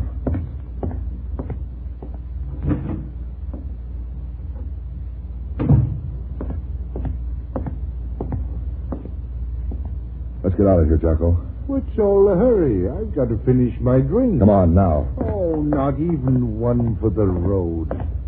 Hold on, Novak. It's bad for your heart. You're bad for me all over, Hellman. I thought I told you to stay in Palo Alto. Well, you two argue. I'll just go back and finish my drink. Stay here, Madigan. Now, what's the fast getaway all about? You can pick up your bets about Two-Spot not being the one. Is he in there? Yeah. Another night job. Somebody must think it's still Thanksgiving. Look, Patsy, I was sitting at the bar. Quiet, Madigan. It's going to make it tough on you, Novak. Not any tougher than that bouncer. He saw me go in. If you weren't so busy being a wise guy, I tipped you off the Two-Spot was a cold trail. Listen, Patsy. All right, Hellman, come out from behind that veil. You knew who did it all the time. Now name them. What's hard about that? Reynolds, of course. What do you got for proof? Some out of a dream book? We checked up on those detectives who were killed. Reynolds hired them to work up a plan on Lydia. He wanted her jailed on suspicion of murder. That would give him control of the money. And he killed Two-Spot because he beat him bowling. He hired Two-Spot and some of his boys to do the killing. If those dicks began to turn up dead, we could get Lydia on circumstantial evidence. It's too bad you two didn't wait a while to be born. They're making a better grade of cement now. Your brain... It adds up pretty good, Jocko. If the killings were only on circumstantial evidence, Lydia wouldn't get the chair. They'd probably give her 20 years, and Uncle could keep all of the family funds. I'm going out now to pick up Reynolds. I'd like to see either of you try and come along.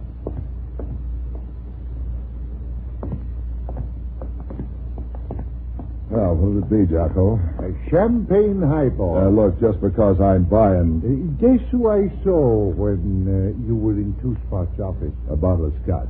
Yes. No, I also saw Lydia. Lydia? She ran out the side door. That could mean anything. She's crazy, you know. I could see it in her eyes. Right then she was crazy. You think she did it? Oh, I hate to break up your and Hellman's dream, but a doctor's supposed to know insanity when he sees it. Also, there was blood on her hand.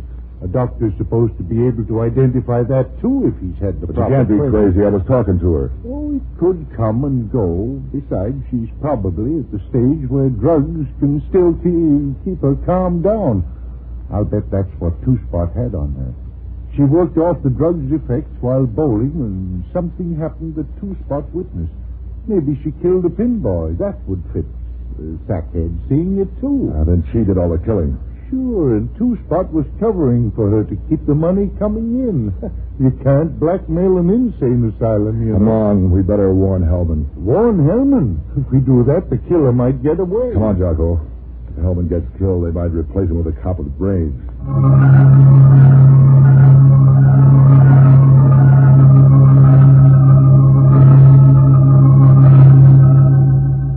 We grabbed a taxi. $10 worth of persuasion made him forget the color of some of the stoplights, and we were out there in no time at all. Even before we were out of the cab, I knew it was too late. I could see the guest house lit up in its own flames. The trees around it looked like black skeletons dangling in a firelight. We started running across the lawn, but Reynolds cut us off. It's no good, Novak. There's nothing we can do. Is it Lydia? Yes. We tried to get in, but she's barricaded herself in an inner room. The heat drove us away. That's a hard way to die. I'm sorry I had to lie about the butler's death, put you on the spot like that. I knew she killed him. I was hoping I could get her in an asylum. She had a rough shuffle. With all that dough, all she could buy was a black ace.